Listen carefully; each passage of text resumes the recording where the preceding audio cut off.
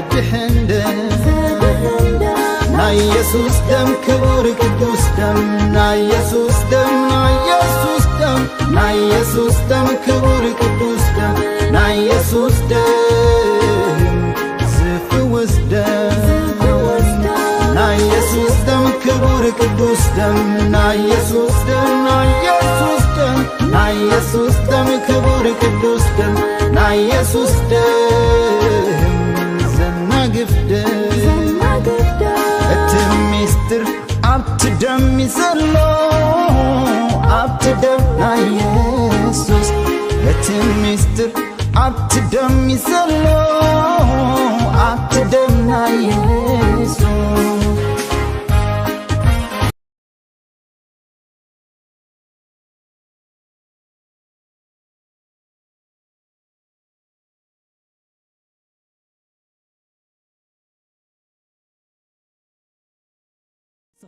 ጎረሮም ንስኻ ኽትቃንዮ እግዚአብሔር ሙዚቆም ንስኻ ኽትቃንዮ እግዚአብሔር ንኹሉ ነገራቶም ንስኻ እግዚአብሔር አምላኽ በመንፈስካ እግዚአብሔር ንሆ እግዚአብሔር ክትባርኾም ንጸለና እግዚአብሔር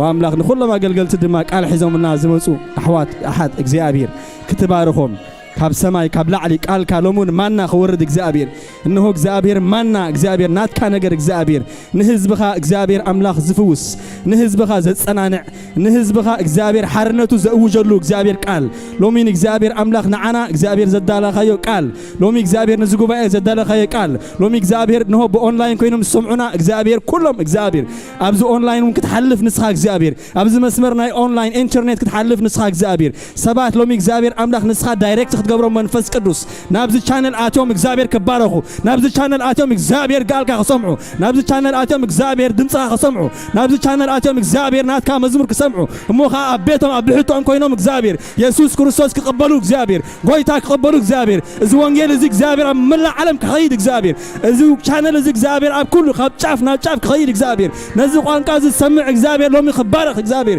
በዚ ቻነል ሓሊፉ እግዚአብሔር ናትካ ቃል እግዚአብሔር ልባት ክጽንጥቕ እግዚአብሔር ሰባት ከድሕን እግዚአብሔር ህዝቢ እግዚአብሔር ንስኻ ዘዳለኻዮም ንምድሓን ሎሙን ክድሕን እግዚአብሔር ቃልካ ሰሚዑ እግዚአብሔር ኣብ ጫፍ ዓለም ዘሎ እግዚአብሔር ኣብ ዓዲ ዓረብ ዘሎ እግዚአብሔር ኣብቲ እግዚአብሔር ቃልካ እግዚአብሔር ብሓቂ እግዚአብሔር አምላኽ ዘይ ንገረሉ እግዚአብሔር በኢንተርኔት ገይሩ ኣቲ ግን እግዚአብሔር ክስንጥቕ ሎሙን እግዚአብሔር ሃሌሉያ ወይታና መስግነካ ኣለና እግዚአብሔር ነዚ ቻነል ዝማ እግዚአብሔር አምላኽ አሕዋትና ተጊሆም ዘዓዩ እግዚአብሔር ክትባረኾም እግዚአብሔር بكل እግዚአብሔር ኣብዚ አገልግሎት ናይ ኢንተርኔት ሰዓብ ነገር እግዚአብሔር ዘስ እግዚአብሔር አሕዋትና እግዚአብሔር አምላኽ ዘገልግሉ ዘሎ ባርኮም እግዚአብሔር ዘይጠቅም ይመስል ነገር ግን እግዚአብሔር ንብዙሓት ከም ዝበጽሕ ርጉጽ እግዚአብሔር ምክንያቱ ንስኻ ስለዝዳለኻዮ እግዚአብሔር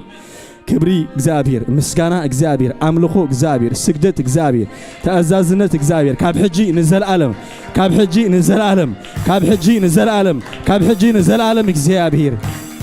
ኢየሱስ ክርስቶስ አሜን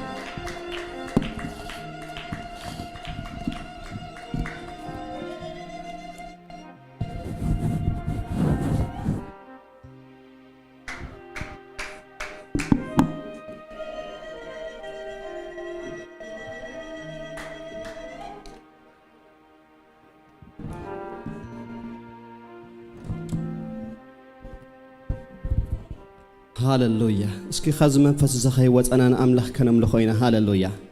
اسكن እግዚአብሔር كمبار خوينا እግዚአብሔር لومون فتيو እግዚአብሔር لومون داليو هاللويا كنبارخو هاللويا اسكي بارخو وبق انا ذا املاح زي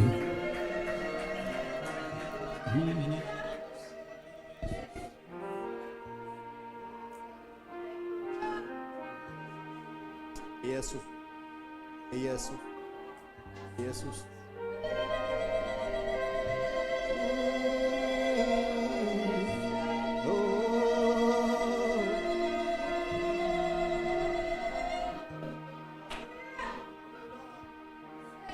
ኢየሱስ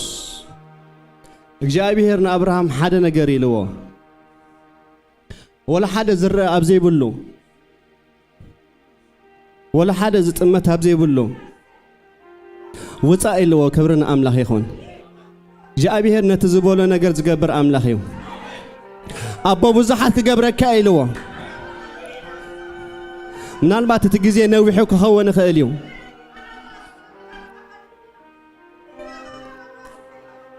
ምናልባት ሓደ ግዜ እግዚአብሔር ዝደንጎየ ከመሰሎ ይኽእል ክኸውን እዩ ወጋሕታ ግን ናይ ግድን እዩ ሃሌሉያ ወጋሕታ ግን ናይ ግድን እዩ ሃሌሉያ ኣብ እግዚአብሔር ወጋሕታ ኣሎ ኣብ እግዚአብሔር ተስፋ ኣሎ ሃሌሉያ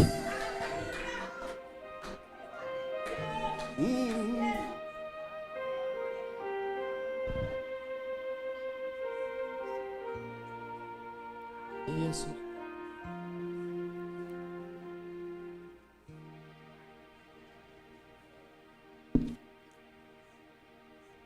እስከነ አምላኽ በአኻን አባኻን ዘይዓረፈ ህይወት ኣብ ካልእ ኸይዱ ከም ዘይዓርፍ አባኻ ግና እግዚአብሔር ዕረፍቲ ከም ዘሎ እንዳበልና ክንዝምር ኢና ሃሌሉያ አባኻ ግና ሰላም ከም ዘሎ አባኻ ግና ቅሳነት ከም ዘሎ ሃሌሉያ ኢየሱስ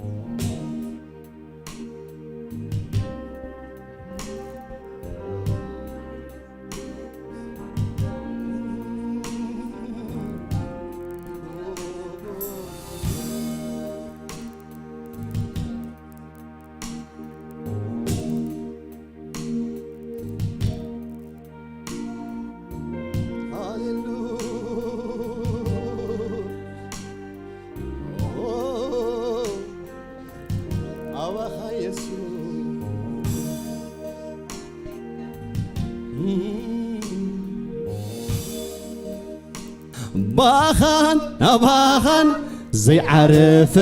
لبي أبكال كيدو كم زي عرف باخان أباخان زي هادي قلبي أبكال كيدو كم زي هادي ترديوني مو تبق نباخا يسوع يسوع سلام يخا يسوع يسوع عرفت يخا سلام يخا يسوع يسوع سلام يخا يسوع يسوع عرفتي باخن باخن زي عرف لبي أبكال كيدو خن زي عرف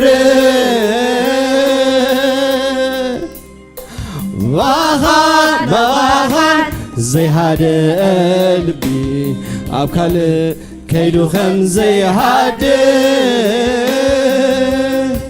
ترديوني مو تبق نباخك يسوع يسوع سلام يخا يسوع يسوع عرفتي يسوع يسوع يسوع سلام يخا يسوع يسوع عرفتي يسوع يسوع يسوع سلام يخا يسوع يسوع عرفتي باخن باخن أباخن زي عرف لبي أبكال كيدو خن زي عرف باخن أباخن زي عرف أبكال كيدو خن زي هادي ترديوني مو تبق نباها يسوع يسوع سلام يخا ኢየሱስ ኢየሱስ ዕረፍተይኻ ኢየሱስ ኢየሱስ ኢየሱስ ሰላመይኻ ዕረፍተይኻ ኢየሱስ ኢየሱስ ዕረፍተይኻ ሰላመይኻ ኢየሱስ ኢየሱስ ሰላመይኻ ኢየሱስ ኢየሱስ ዕረፍተይኻ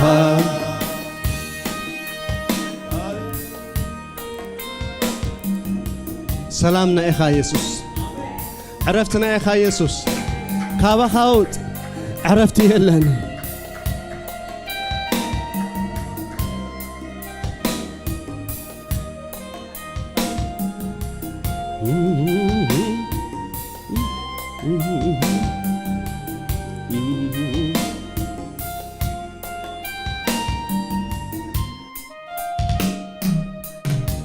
ድልት ሰብ ዘይዓግብ ከይሓዘ ቦታኡ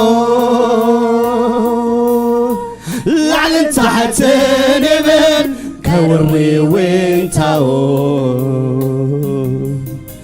ፍትኒ ፈታትን ንብረት ናይ ዝዓለ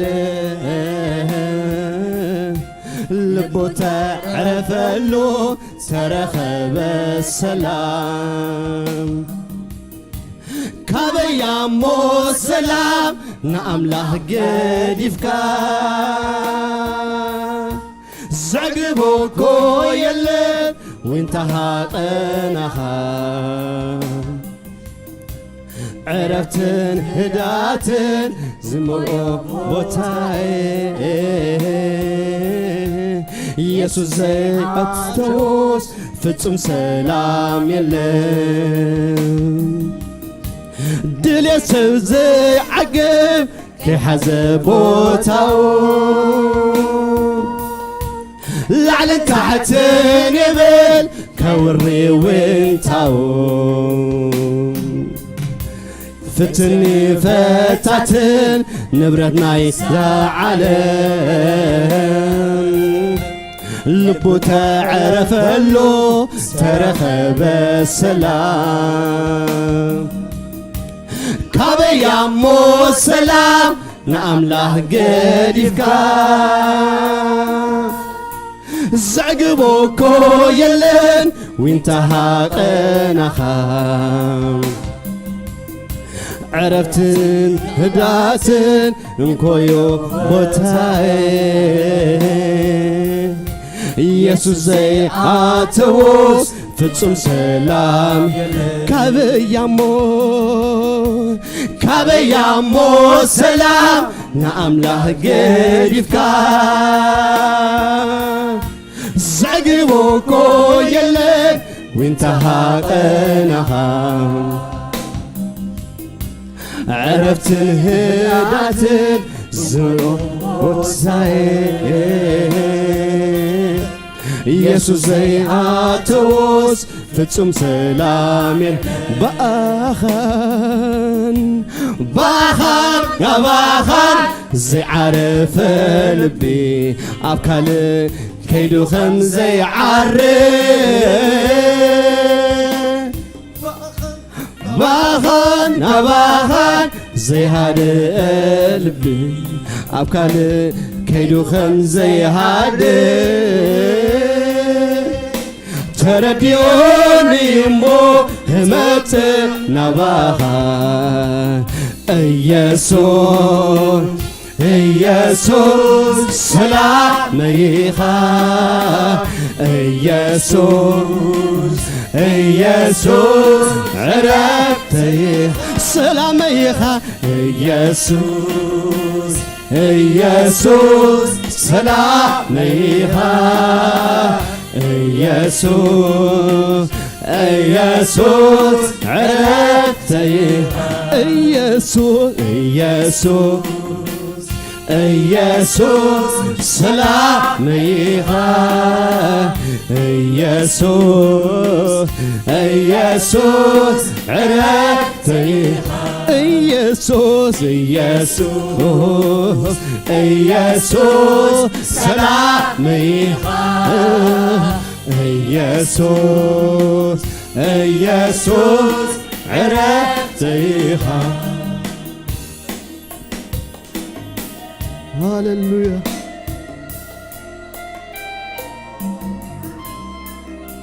ዕረፍተይኻ ኢየሱስ ሰላመይኻ ኢየሱስ ዕረፍተይኻ ኢየሱስ ሃሌሉያ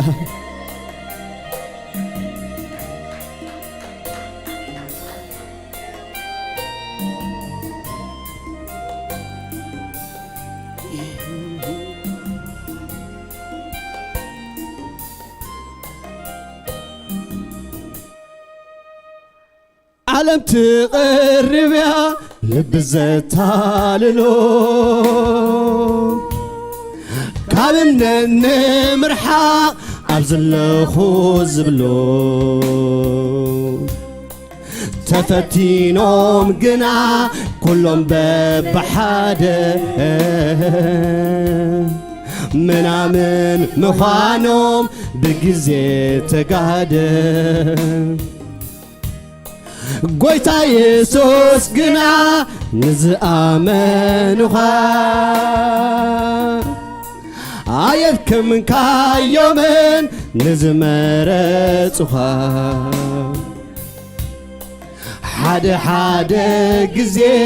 ስቕኮ ተበልካ ሓሊፉ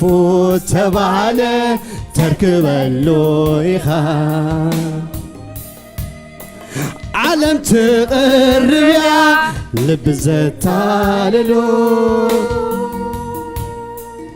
ካብ እምነት ንምርሓቕ ኣብ ዘለኹ ዝብሎ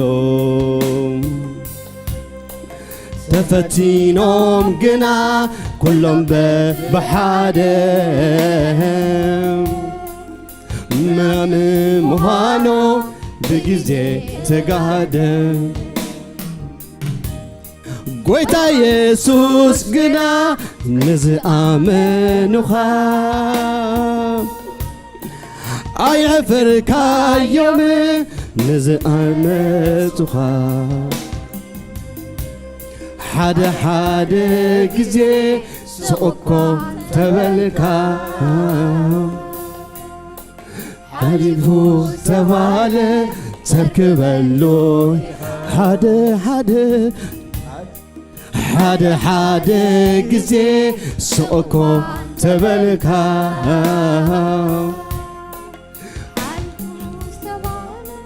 ተርክበሉ ኢኻ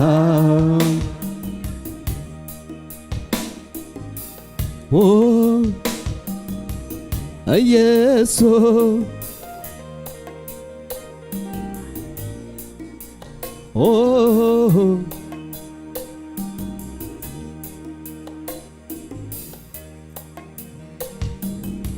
ብዘይካኻ ካልእ ኣይፈልጥ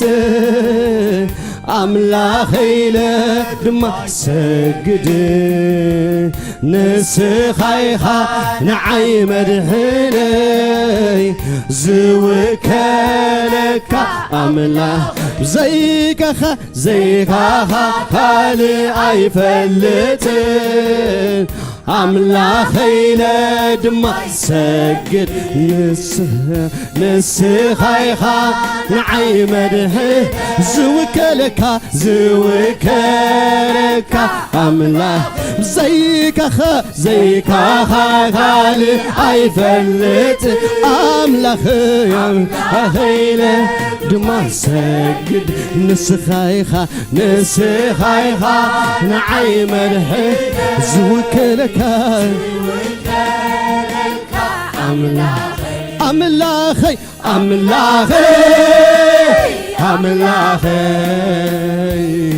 ብዓብ ሳሊ ንኹራ ደንጓሄ ንከይ ተጣዓሲ ከማኻ ዝበለ ንዓኻ ዝመሰል ከማኻ ኣበሳ ዝሓድ ጎይታዬ ጎይታዬ ጎይታዬ ፍጹም ኣይርከብ ጎይታዬ ጎይታዬ ጎይታዬ ፍጹም ኣይርከብ ዘይካኻ ዘይካኻ ካልእ ኣይፈልጥ ኣምላኸይ ኣምላኸይ ድማ ይሰግድ ንስኻ ኢኻ ንዓይ መድሕነ ዝውከለካ ከለካ ኣምላኽ ዘይካኻ እስካምልኽዎ ሃሌሉያ ኣምላኸይ ድማ ይሰግድ ንስኻ ኢኻ ንዓይ መድሕነ ዝውከለካ ይውከለካ ኣምላኽ ዘይካኻ ዘይካኻ ካልእ ኣይፈልጥ ኣምላኸይ ድማ ይሰግድ ንስኻ ኢኻ ንስኻ ኢኻ ንዓይ መድሕነ ዝውከለካ ይውከለካ ኣምላኽ ዘይካኻ ዘይካኻ ካልእ ኣይፈልጥ ኣምላኸይ ድማ ይሰግድ ንስኻ ኢኻ ንዓይ መድሕነ ዝውከለካ ኣምላኸይ ኣምላኸይ ኣምላኸይ በዓል ሓበሳይ እረ ንኹራ ሁራ ደንጓይ ንከይተጣዓስ ከማኻ ንዓኻ ዝመስል እስከበሉ ንዓኻ ዝመስል ከማኻ ዘፍቅር ከማኻ ዘፍቅር ኣበሳ ዝሓድግ ኣበሳ ዝሓድግ ጎይታዬ ጎይታዬ ጎይታዬ ፍጹም ኣይርከብ ጎይታዬ ጎይታዬ ፍጹም ኣይርከብ ጎይታዬ ሆይ ፍጹም ኣይርከብ ጎይታዬ ጎይታዬ አቤት አቤት ጎይታዬ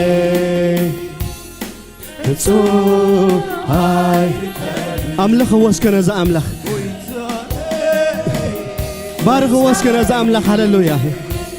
ከማኻ ዝበለ እግዚአብሔር ፍጹም የለን ከማኻ ዝበለ እግዚአብሔር ኣብ ዘመናት ሙሉ ኣይተራየን ከማኻ ዝበለ ኣብ ዘመናት ሙሉ እግዚአብሔር ኣይረአነ ፍጹም ኣይርከብ ጎይታዬ ጎይታዬ ጎይታዬ ፍጹም ኣይርከብ ጎይታዬ ጎይታዬ ጎይታዬ ፍጹም ኣይርከብ ሃሌሉያ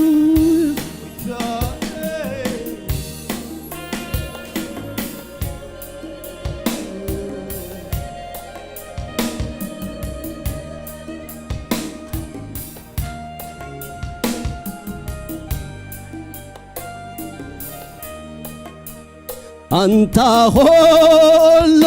ትፍቅር አዶናይ ይስምካ አንተ ሁሉ ትፍቅር ኤልሻዳይ ይስምካ አንተ ሁሉ ትፍቅር አዶናይ ይስምካ አንተ ሁሉ ትፍቅር ኤልሻዳይ ይስምካ የለን ዝግብኦ ዘይካኻ ኣምልኾይ ክወስን የለን ዝግብኦ ብዘይካ ምስጋናይ ምስጋናይ ክወስህ የለን ዝግብኦ ብዘይካኻ አምልኾይ ክወስህ የለን ዝግብኦ ብዘይካኻ እልልታይ እልልታይ የለን የለን የለን ዝግብኦ ብዘይካ አምልኾይ አምልኾይ ክወስህ የለን ዝግብኦ ብዘይካ ምስጋና ክወስ አታሁሉ አታሁሉ ትኽእል አዶናይ አዶናይ ይስምካ አታሁሉ ትኽእል ኤልሻዳይ ይስምካ አታሁሉ አታሁሉ ትኽእል አዶናይ ናይ ይስምካ አታሁሉ ትኽእል ኤልሻዳይ ይስምካ ዘይካኻ ካልእ ኣይፈልጥ ኣምላኸይ ድማ ሰግድ ንስኻይኻ ንዓይ መልእነ ዝውከለካ ኣምላኽ ዘይካኻ ካልእ ኣይፈልጥ ኣምላኸይ ድማ ሰግድ ንስኻይኻ ንዓይ መልእነ ዝውከለካ أملخ زيكخ أملخ واسك أملخ وهللويا أملخ يلاد ما يسجد نسخايخا نسخايخا نعيمد زوكلكا أملاخي أملاخي أملاخي بعاد عابسا نخورة نخورة دواي نكي كي تتعاس كما زبه نعخز مسل كما خزتكر كما أبسا زحدك أبسا زحد قويتاي أبيتاي قويتاي فتصوم هايرك قويتاي قويتاي فتصوم هايرك قويتاي قويتاي فتصوم فتصوم فتصوم هايرك قويتاي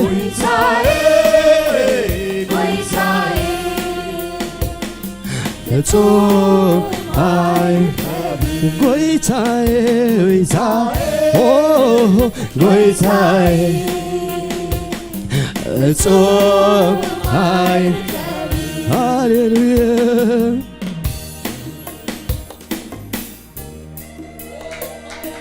يسوس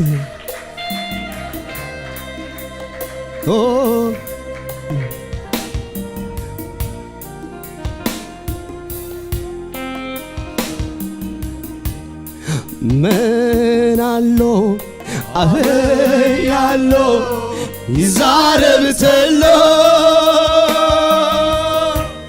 بقرما بغري نيسوس مسلوس اسكو من علو نبلا هاللويا من علو أبي علو يزارب تلو بقرما بغري نيسوس مسلو መናሎ መናሎ አበያሎ ይዛረብ ተሎ ብግርማ ብኽብሪ ንኢየሱስ ዝመስሎ መናሎ መናሎ አበያሎ ይዛረብ ተሎ ብግርማ ብኽብሪ ንኢየሱስ ዝመስሎ መናሎ መናሎ አበያሎ ይዛረብ ተሎ ብግርማ ብኽብሪ ንኢየሱስ ዝመስሎ ንዓኻ ዝመስል የለን ኢየሱስ ዝመስለካ የለን ኣቦ እግዚአብሔር ንዓኻ ዝመስለካ የለን ሃሌሉያ ንስኻ ፍሉይ ኣምላኽ ኢኻ ሃሌሉያ ንስኻ ፍሉይ ኢኻ ሃሌሉያ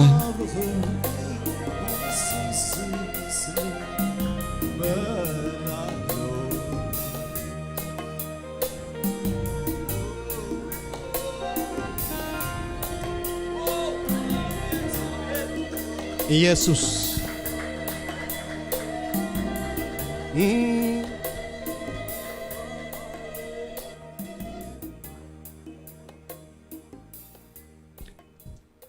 እስኪ ከምዚ ክንብሎ ኢና ሃሌሉያ ድልት ሰብ ዘይዓግብ ከይሓዘ ቦታው ዘግቦ ኮ የለን ዊንታሃቐንኦ ፍትን ፈታትን ንብረት ናይ ዝዓለ ልቦ ተዕረፈሉ ተረኸበ ሰላም ካበያሞ ሰላም ንኣምላኽ ገዲፍካ ዘዕግቦ ኮ የለን ዊንተሃቐናኻ ዕረፍትን ህዳትን ዝመልኦ ቦታዬ ኢየሱስ ዘይኣተዎ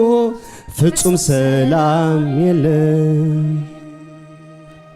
ካበያሞ ሰላም ንኣምላኽ ገዲፍካ ዘዕግቦ ኮ የለን ዊንተሃቐናኻ ዕረፍትን ህዳትን እንኮ ቦታዬ ኢየሱስ ዘይኣትዎ ፍጹም ሰላም የለን ጎይታ ኢየሱስ ግና ንዝኣመኑኻ ኣየትከምካዮምን ንዝመረጹኻ ሓደ ሓደ ግዜ ስቑኮ ተበልካ ሓሊፉ ተባልስ ተርክበሉ ኢኻ ሓደ ሓደ ግዜ ሓልቁትኮ ተበልካ ሓሊፉ ተባልስ ተርክበሉ ኢኻ ሃሌሉያ ምንም እኮ ሓደ ሓደ ግዜ ነገራትና ዝሓለፈ እንተመሰለና እግዚአብሔር ግን የርክበልዩ እግዚአብሔር ግን የርክበልዩ ሃሌሉያ ተስፋ ናይ አብርሃም ክፍጸም ብግድዩ ሃሌሉያ ኢየሱስ ሃሌሉያ ኢየሱስ እግዚአብሔር ንባርከካ ኣለና ሃሌሉያ ኢየሱስ ሃሌሉያ ኢየሱስ ጎይታ አሜን ጌና ነዚ አምላኽ ዝኽንባር ኮይና አሜን ነዚ ጎይታ ዝኸነ መስግኖ ኢና ሃሌሉያ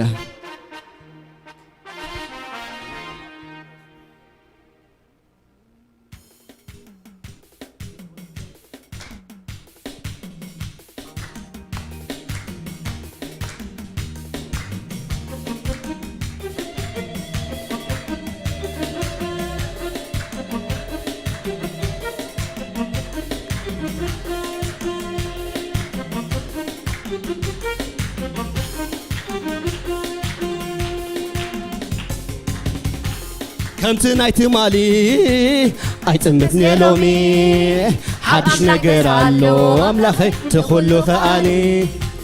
ከምቲ ናይቲ ማሊ ኣይጥምትኒ ሎሚ ሓድሽ ነገር ኣሎ ኣምላኸይ ትኹሉ ኸኣኒ ከምቲ ናይቲ ማሊ ኣይጥምትኒ ሎሚ ሓድሽ ነገር ኣሎ ኣምላኸይ ትኹሉ ኸኣኒ ከምቲ ናይቲ ማሊ ኣይጥምትኒ ሎሚ ሓድሽ ነገር ኣሎ ኣምላኸይ ትኹሉ ኸኣኒ ኣብ ኣምላኽ ተስፋ ኣሎ ወጋሕታ ይግድን እዩ ኣይጠራጠርኒ የኣምነ የቓሉ ሰይ ኣብ ኣምላኽ ተስፋ ኣሎ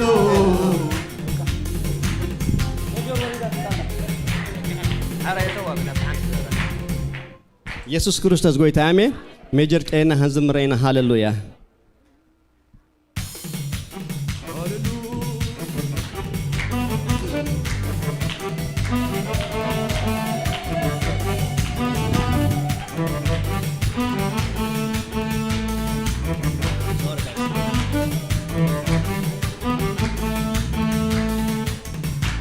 ከምቲ ናይቲ ማሊ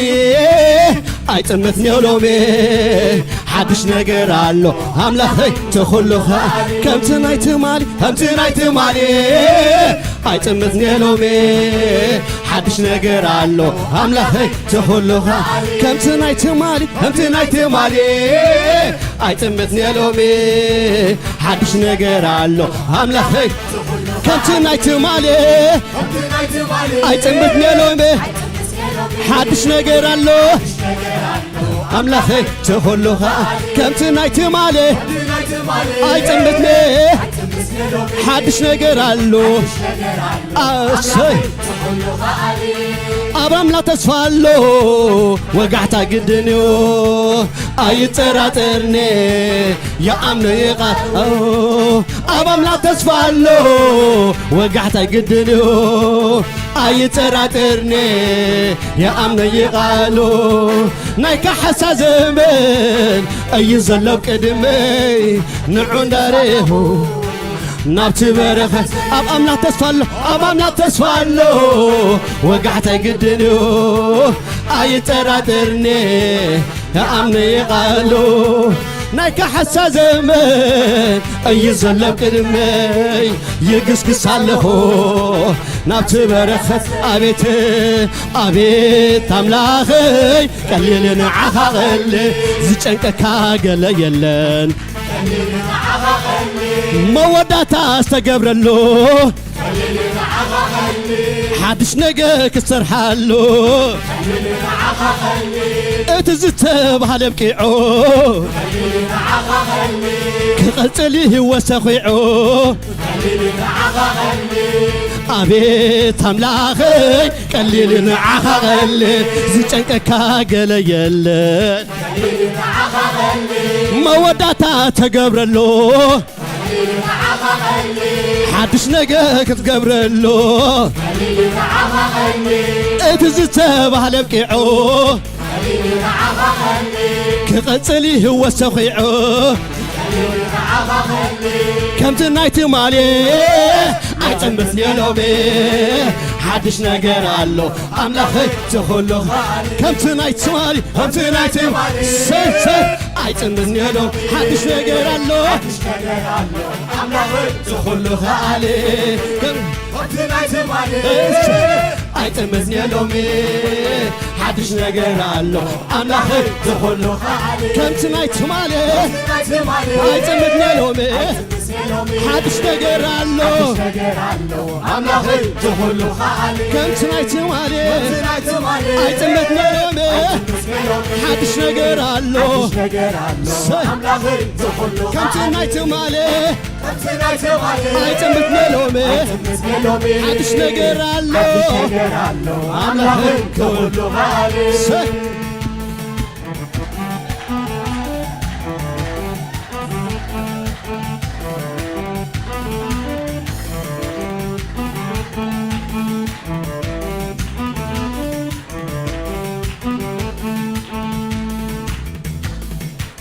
ብዙርዮ ዝርያይ ተስፋ ኣይቆርጽ صباحنا أملاخا نوعي زأمن نتزنا بره تاريخ خونيو قطعت قارتي كدب على قيو بزريو زرياي تصفى يقرط صباحنا أملاخا نوعي زأمن نتزنا بره تاريخ خونيو وقت صارت كدب على قيو بزريو زرياي تصفى يقرط صباحنا أملاخا تصفى يقرط يتزنا بره تاريخ خونيو وقت صارت كدب على قيو بزريو خلص تصفى يقرط احنا أملاخا ويا زأمن نتزنا بره تاريخ خونيو ቋንቋ ተጻተይ ከነባ አቤት አቤት አቤት አቤት አምላኽ ቀሊል ንዓኻ ቀሊል ዝጨቀካ ገለ የለን ቀሊል ንዓኻ ቀሊል መወዳታ ተገብረሎ ቀሊል ንዓኻ ቀሊል ሓድሽ ነገር ክትገብረሎ ቀሊል ንዓኻ ቀሊል እቲ ዝተባሃለ ኩሉ ቀሊል ንዓኻ ቀሊል ክፍጸሚው ሓድሽ ቤቶ ቀሊል ንዓኻ ቀሊል አቤት አምላኸይ ቀሊል ንዓኻ ቀሊል ዝጨንቀካ ገለ የለን ቀሊል ንዓኻ ቀሊል መወዳታ ተገብረሎ ቀሊል ንዓኻ ቀሊል ሓድሽ ምድር ከሎ ቀሊል ንዓኻ ቀሊል እቲ ዝተባሃለ ብቂዑ ቀሊል ንዓኻ ቀሊል ክፍጸሚው ሓድሽ ለቢሶ ቀሊል ንዓኻ ቀሊል ከምቲ ናይቲ ማሌ አይተመስ ያራቤ ሓድሽ ነገር አሎ አምላኸይ ተኸሎ ከምቲ ናይቲ ማሌ አይተመስ ያራቤ ሓድሽ ነገር አሎ አምላኸይ ተኸሎ ከምቲ ናይቲ ማሌ አይተመስ ያራቤ ሓድሽ ነገር አሎ አምላኸይ ተኸሎ ከምቲ ናይቲ ማሌ አይተመስ ያራቤ ሓድሽ ነገር አሎ አምላኸይ ተኹሉ ከምቲ ናይቲ ማሌ አይጥምዝነ ሎሜ ሓድሽ ነገር አሎ አምላኸይ ተኹሉ እስኪ እስማዓል ሙዚቃ ኢየሱስ ሃሌሉያ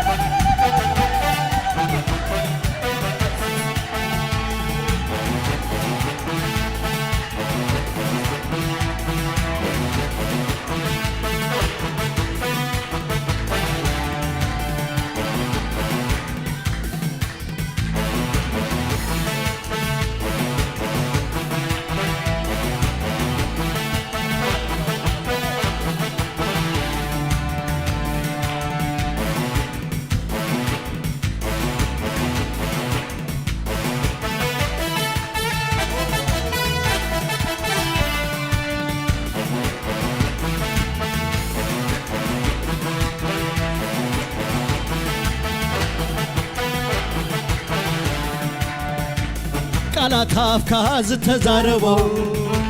ይኾነልካ ከምቲ ትብሎ ሕያው ቃልካ ተማሚነ ብዛዕባ ጽባሕ ኣጭነቕኒ ቃላት አፍካ ዝተዛረበው ይኾነልካ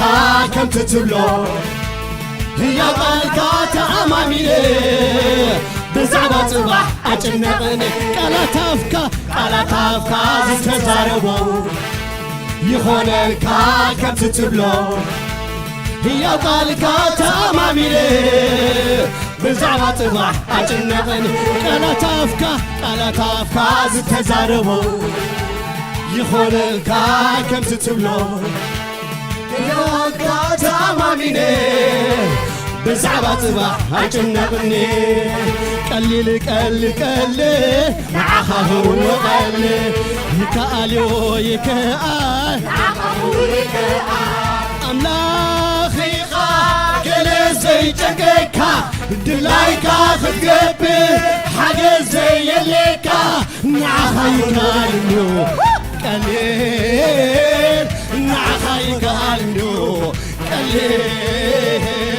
ንዓኻ ይከኣልዮ ቀሊል ንዓኻ ይከኣልዩ ቀሊል ንዓኻ ይከኣልዩ ቀሊል ንዓኻ ይከኣልዩ ቀሊል ኣምላኽ ኢኻ ገለ ዘይጨንቀካ ድላይካ ክትገብር ሓገዝ ዘየለካ ንዓኻ ይከኣልዩ ቀሊል ንዓኻ ይከኣልዩ ቀሊል ንዓኻ ይከኣልዩ ቀሊል ንዓኻ ይከኣልዩ ቀሊል ቃላት ኣፍካ ዝተዛረቦ ይኾነልካ ከምቲ ትብሎ ሕያው ቃልካ ተኣማኒነ ብዛዕባ ጽባሕ ኣይጭንቕኒ ቃላት ኣፍካ ዝተዛረቦ ይኾነልካ ከምቲ ትብሎ ሕያው ቃልካ ተኣማኒነ ብዛዕባ ጽባሕ ኣይጭንቕኒ ቀሊል ቀሊል ቀሊል ወናዓል ይከኣል ይከኣል ንዓኻ ኩሉ ይከኣል ኣምላኽ ኢኻ ገለ ዘየለካ ድላይካ ክትገብር ሓገዝ ዘየለካ ንዓኻ ንዓኻ ይከኣልዩ ቀሊል ንዓኻ ይከኣልዩ ቀሊል ንዓኻ ይከኣልዩ ቀሊል ንዓኻ ይከኣልዩ ቀሊል ንዓኻ ይከኣልዩ ቀሊል ከምቲ ናይቲ ማሌ ኣይጥምኒ ሎሚ ሓድሽ ነገር ኣሎ ኣምላኽ ትኹሉ ኸኣሊ ከምቲ ናይቲ ማሌ ኣይጥምኒ ሎሚ ሓድሽ ነገር ኣሎ ኣምላኽ ትኹሉ ከምቲ ናይቲ ማሌ ኣይጥምኒ ሎሚ ሓድሽ ነገር ኣሎ ዝብል ሓድሽ ነገር ኣሎ ኣምላኽ ትኹሉ ኸኣሊ ከምቲ ናይቲ ማሌ ኣይጥምኒ ሎሚ ሓድሽ ነገር ኣሎ ኣምላኽ ትኹሉ ኸኣሊ እስኪ ምስ በዓል ሙዚቃ ሃለልየ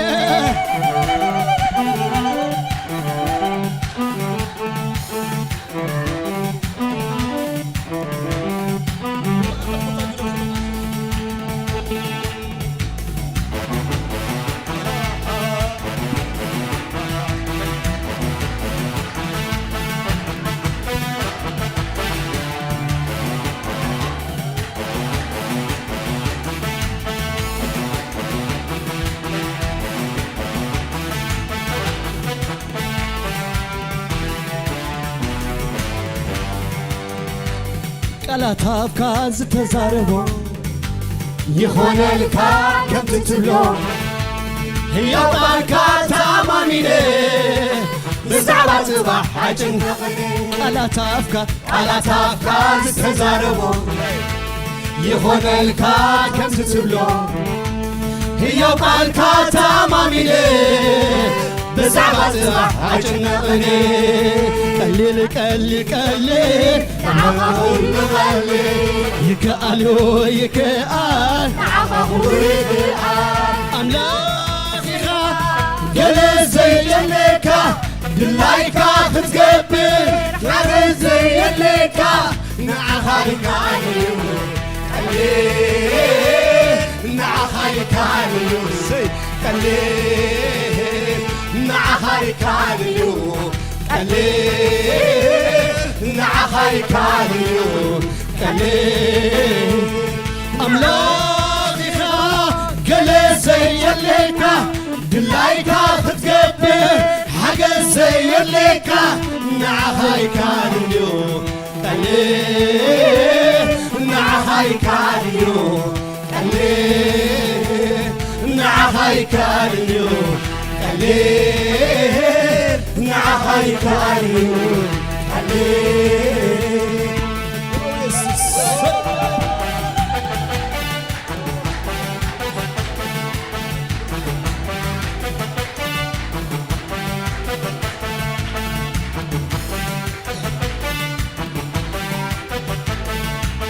በዓል بعلي يبتعخون هبزي بعلي يبتعخون هبزي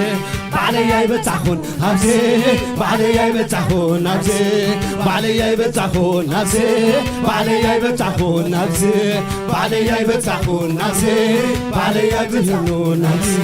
راديوني راديوني راديوني حيله وهبتعوا عاقبون بعلي يبتعخون عزيه بعلي يبتعخون عزيه بعلي يبتعخون عزيه بعلي يبتعخون عزيه بعلي يبتعخون عزيه بعلي يبتعخون عزيه راديوني راديوني راديوني حيله وهبتعوا عاقبوني بعلي يبتعخون عزيه بعلي يبتعخون عزيه بعلي يبتعخون عزيه بعلي يبتعخون عزيه أنا مو من ألخو أنا مو من ألخو أنا سو من ألخو أنا مو من ألخو أنا سي من ألخو أنا سي من ألخو أنا سي من ألخو أنا سي من ألخو بعلي يبتعخون عزيه بعلي يبتعخون عزيه بعلي يبتعخون عزيه بعلي يبتعخون عزيه بعلي يبتعخون عزيه بعلي يبتعخون عزيه ببرخة بيتو هوتنا تقبي يمرني علو عوت خبيبي كم زناتي نابرا تنبر زلخو عداكم العلو بارخو أملاكم عداكم العلو بارخو أملاكم ببرخة بيتو هوتنا تقبي يمرني علو عوت خبيبي كم سناتي نابرا تنبرو زلخو هداكم العلو سي سي بارخو أملاكو بارخو سكي هداكم العلو بارخو أملاكو أملاخي أملاخي أملاخي أملاخي دلاي تبوخي أملاخي أملاخي أملاخي دلاي سنة أملاخي أملاخي أملاخي أملاخي دلاي تبوخي أملاخي أملاخي أملاخي دلاي سبوخي تمسكن زبلكا دقاقيمة دقاقيمة تمسكن زبلكا دقاقيمة دقاقيمة تمسكن زبلكا دقاقيمة دقاقيمة تمسكن زبلكا دقاقيمة دقاقيمة تمسكن زبلكا دقاقيمة دقاقيمة تمسكن زبلكا دقاقيمة دقاقيمة أنت فلوي أنت فلوي أنت فلوي أنت فلوي أنت فلوي أنت فلوي أنت فلوي أنت فلوي يسوس نامبر فلوي يسوس نامبر فلوي يسوس نامبر فلوي يسوس نامبر فلوي يسوس نامبر فلوي يسوس نامبر فلوي يسوس نامبر فلوي يسوس نامبر فلوي أتفلوي أتفلوي أتفلوي أتفلوي أتفلوي أتفلوي أتفلوي أتفلوي يسوس نامبر فلوي خا يسوس نامبر فلوي خا يسوس نامبر فلوي خا يسوس نامبر فلوي خا يسوس نامبر فلوي خا يسوس نامبر فلوي خا يسوس نامبر فلوي خا يسوس نامبر مسكانا ديخا تدلي عملخو ديخا تدلي وداسي ديخا تدلي كلنا هولكا مسكانا ديخا تدلي عملخو ديخا تدلي وداسي ديخا تدلي كلنا هولكا تقبلني باهلوكا تقبلني دسيلوكا تقبلني باهلوكا تقبلني دسيلوكا مسكانا ديخا تدلي أملخو ديخا تدلي إلتا ديخا تدلي شبشبا ديخا تدلي إلتا ديخا تدلي إلتا ديخا تدلي إلتا ديخا تدلي مسكانا ديخا تدلي مسكانا ديخا تدلي مسكانا ديخا تدلي سي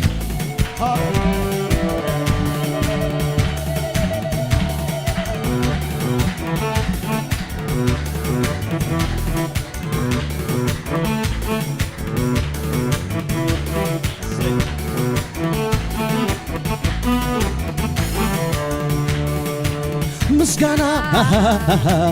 ምስጋና ምስጋና ምስጋና ሎሚ ገናና ገናና ተወዳዳሪ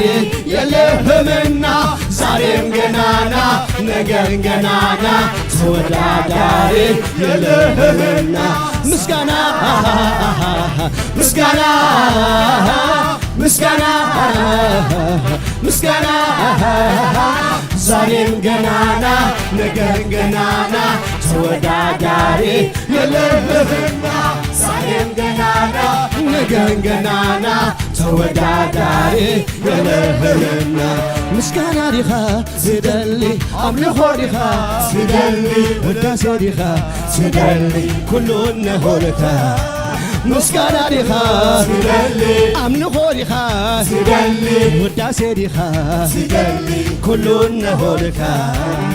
አታፍሉኝ አታፍሉኝ አታፍሉኝ አታፍሉኝ አታፍሉኝ አታፍሉኝ አታፍሉኝ አታፍሉኝ ኢየሱስ ናምበር ፍሉይኻ ኢየሱስ ናምበር ፍሉይኻ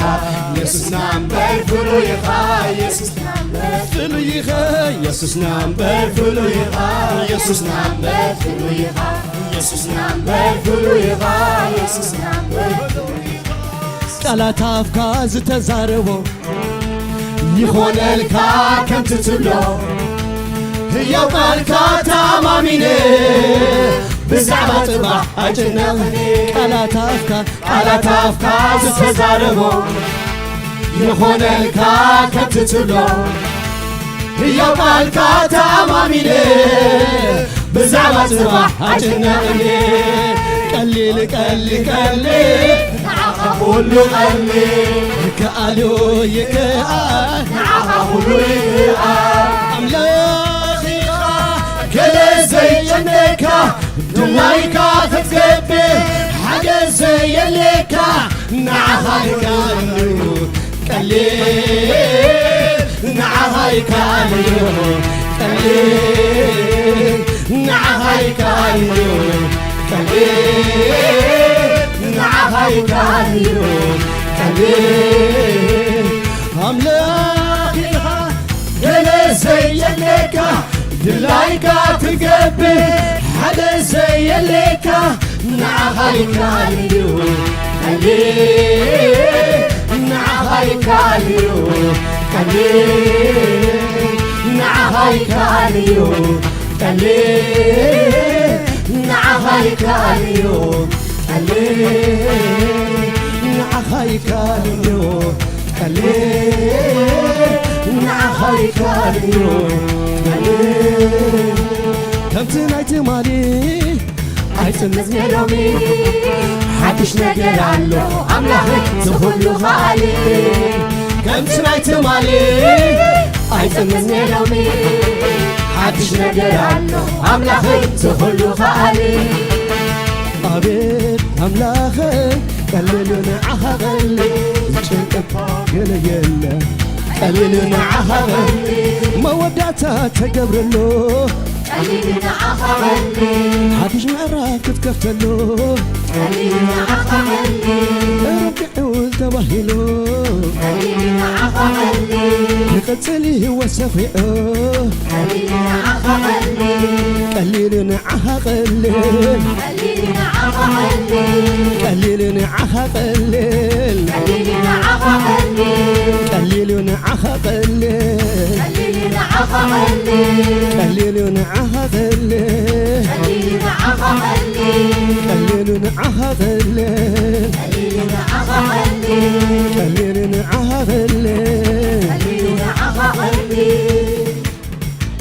ሃሌሉያ ሃሌሉያ ቀሊል እግዚአብሔር ንዓኻ ሃሌሉያ ይካል እግዚአብሔር ንዓኻ እቲ ንሰብ ዘይከኣሎ ንእግዚአብሔር ይከኣሎ ሃሌሉያ ኢየሱስ ኢየሱስ እስኪ በልዎ ንእግዚአብሔር ንዓኻ ቀሊል ይበልዎ ነቲ ዝኸብደኩም ነገራት ሒዝኩም መፂው እግዚአብሔር እዚ ንዓኻ ቀሊል ይበልዎ ሃሌሉያ ንእግዚአብሔር ቀሊል እዩ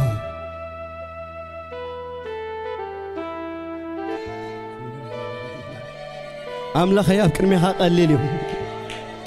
بوزحن هو زخبر أنا جر كله يخونك جاب هير نعها جنا قليل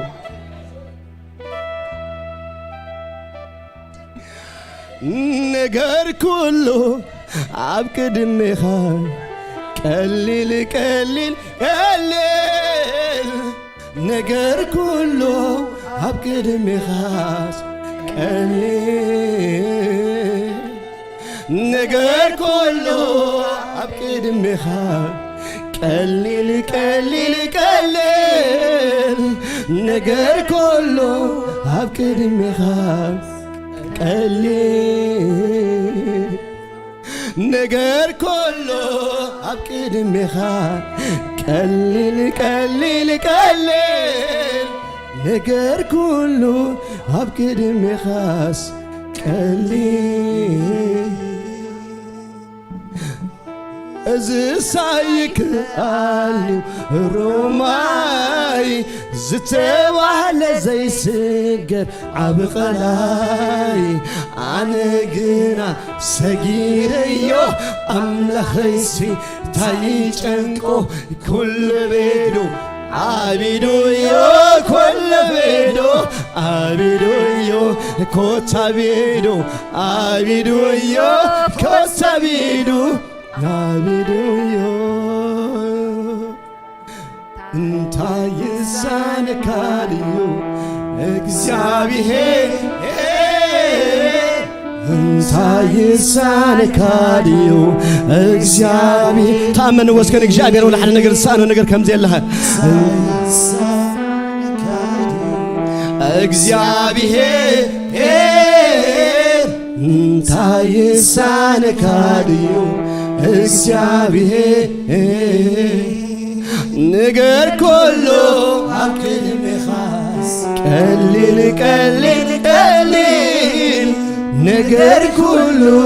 አብክል መኻስ ቀሊል ነገር ኩሉ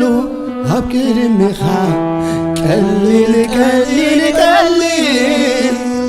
ነገር ኩሉ አብክል መኻስ ቀሊል ሃሌሉያ ሃሌሉያ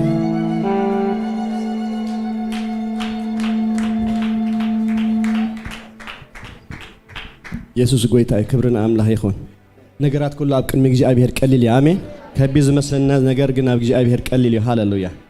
ጎይታ ይባርኩ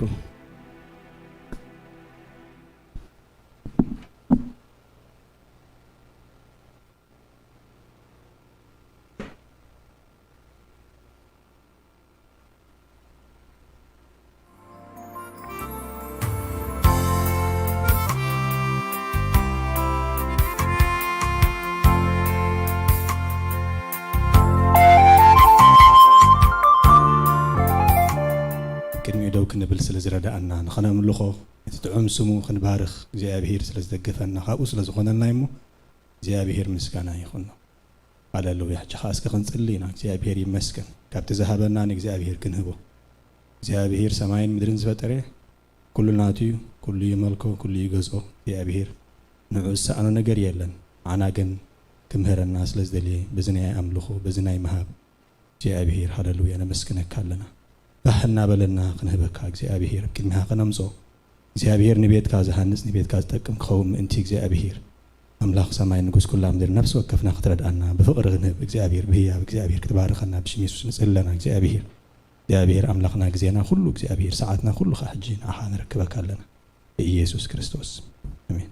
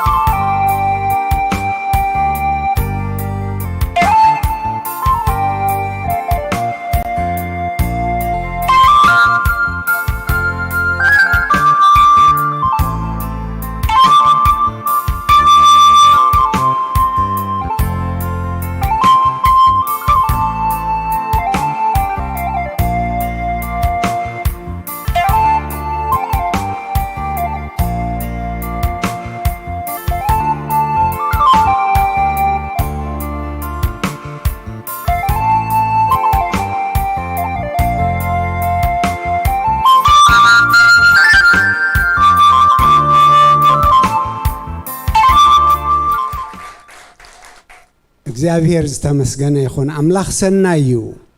ኩሉ ሳዕካ ሰናይ ምግባር ባህሪ እዩ እግዚአብሔር ዝተመስገነ ይኹን ኣብዚ ክፉእ እዋን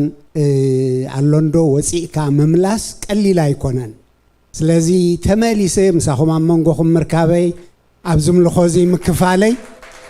ናይ በሓቂ እግዚአብሔር ክብር ንስሙ ይኹን አምላኽ መስገን ደሓር ወሲኸ ሰላም ክብሌ ሰላም ታቀርቤ ሕጅግና ኣሕዋትና መዘምራን እግዚአብሔር ይባርኩም አምልኾኹም ወርሕና ጽኒሖም ክንባርኾም ግባአና ይኹን ጽልየሎም ካ ግባአና እግዚአብሔር ይመስገን እስኪ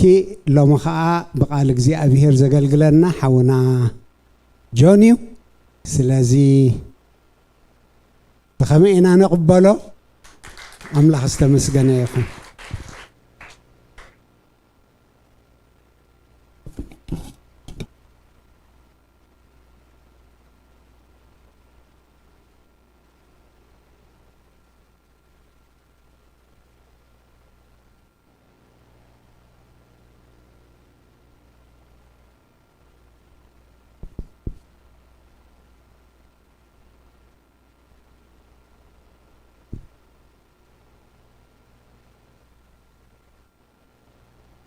بس الذي حزيرا الثانوي حالا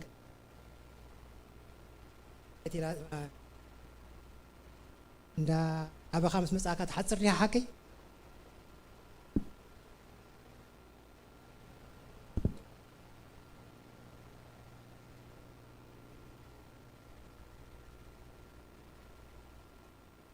هللويا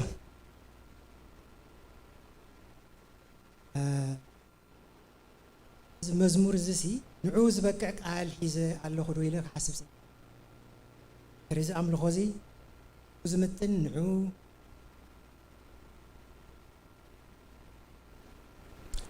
كبرن أملاخون كدم خلو نتهياون زل عالمون زلون زنبرن زل عالم زنبر እግዚአብሔር አምላክ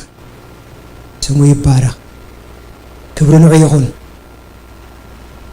ኢሳይያስ ምዕራፍ 6 ከምዚሉ እግዚአብሔር አበሪኽን ልዕል ዝበለ ዙፋንን ተቐሚጡ ከሎ ረአኹ ተፈራት ልብሱኻ ነቲ መቕደስ መሊእዎ ነበረ ራፋኤልካ ነፍስ ወከፎም 6 ክንፊ ኣለዎም ክልተ ገጾም ይሽፍኑ ክልተ ድማ ንእጋሮም በትክልተ ኸዓ ይበሩ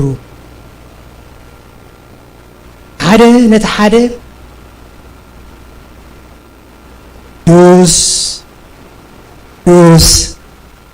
دوس يبويتا سراوي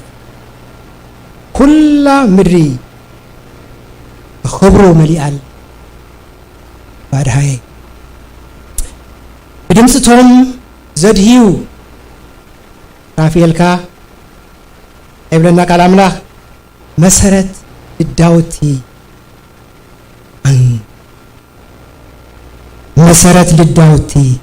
انكتكت pillars ማለት pillars እንቀጥቀጥ ቤት በርስ በትድምጽ ናይ ወደ ዋይበለን እታ ቤቱን እክመለት ሽዑሉ ኢሳይያስ አይ ኹሰብ ማእከል كنافرهم حزبي رخص زخونه كنافرهم حزب خاي نبر قطتا كان مصحف قدس ايكون زنبو زلهم ምናልባት እርተኻታቲልኩም ኢሉ እዚ እንዳተዛረበ ከሎ ካብቶም ሱራፊኤል ሓደ ትመሰውኢ እት ይዙ አዋም ጽባ ይተንከ አበሳኻ حقلك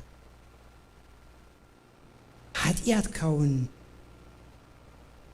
صريلك شعو كنب جميرو زي نبي زي قدم حجين እግዚአብሔር ይፈልጥኩ አንተ ነበረ አደም አልተገን ለዓሊ ስጠመተ እግዚአብሔር ምስራይ አይ አነ ያተኛ እግዚአብሔር ካንተ ይሉ ባዳ ተአመን ካምበር ነዝስ ፈውሳለኒ አብታዊ ጉጤት አውጽዩ ካና አፉ ድንከ ተማልተቲያ ብሎ ይሰብኮነ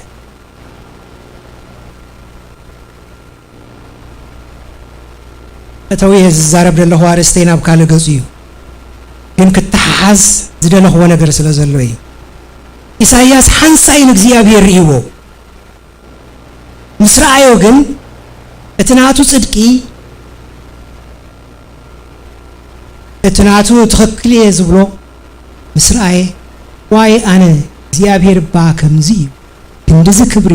ክንድዚ ስልጣን ክንድዚ ዕብየት ነው ክንድዚ ዝኣኽሉ መላእኽቲ የገልግልዎ ባዮም ማእከል አተኛ ህዝብ ኻነብራል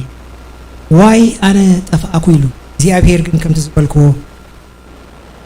ያትካት አመንካ አነ ኻፈው ሰዲደልካለሁ በአንጻሩኻ ሙሉ ዕድሜው ምናልባት በማይት አሽሓት ዓመት ልኾን ኸውን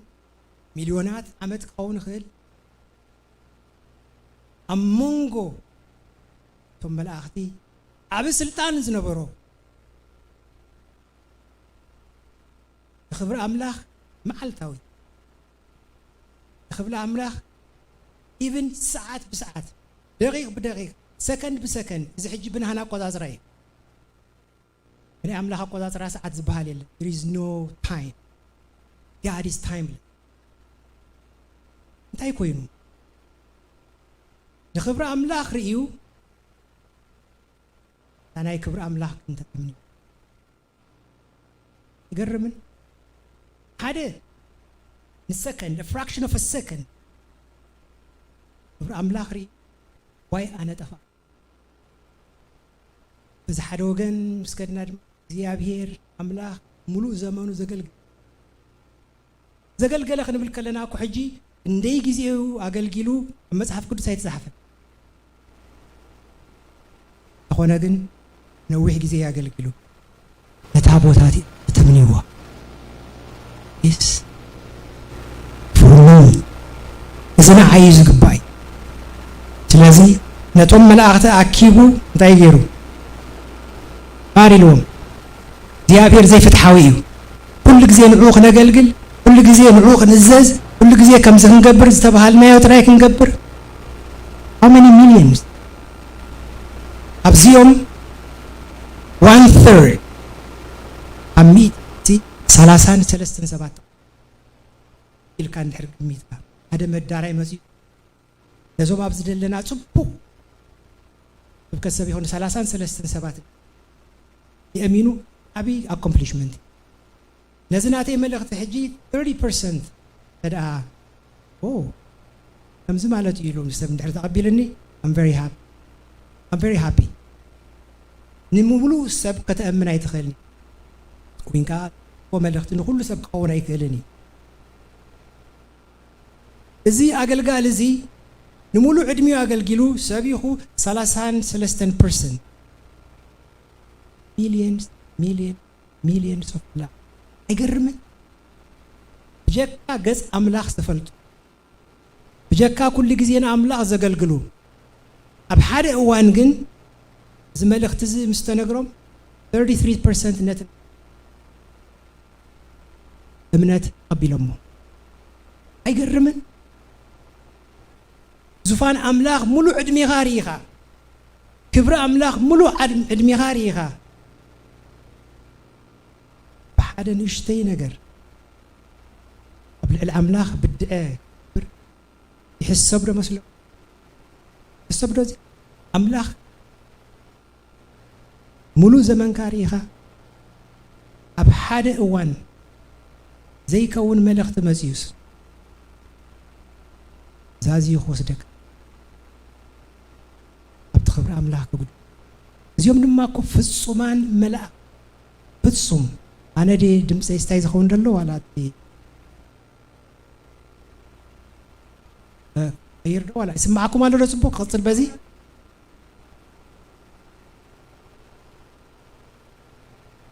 اوكي سقاب زغيرو ليك ايه تخاخل له مثلني لما لختيك بالله 33 كان ميتي زوم راحت زيهم ابجز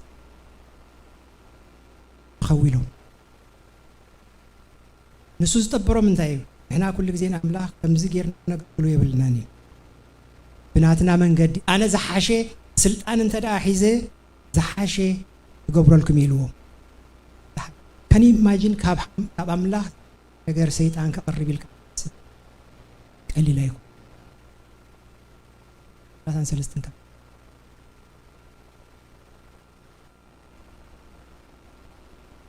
ሎሚ እዛረበሉ አርስቲን አብራ ዮሐንስ ኩልኩ ይሕሪዮ ክንጽሊና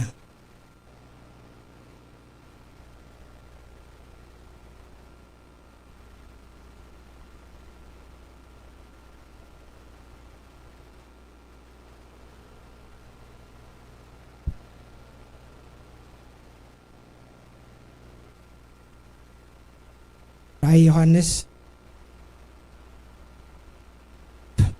سر سلسته راح هذا جميل خمبوه عسر تقرن وعد رأسن أبتأخرن توخا عسر تزودي أبتو مراسون سمات صرف زلو أراويت كبحر خوز زلو ريهو تزرعه أراويت أنا بريز مسل أقارو كم نايدبي عفون كمان بساي تقبل دما عيلون زفانون بزوح سلطان أبو اللي في العصر شمون تخن ببي باب بيازل قصرت أراويت بقصري سبيمو أمرو زلو يسبسبو بتو قصري جشتميتن سوسان بجشتن ايو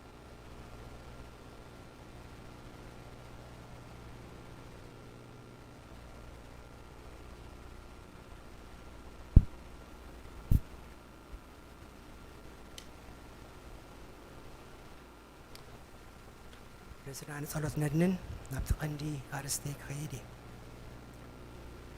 እግዚአብሔር አምላክነ መስግነካ ለና ስለዚህ ንጎዚ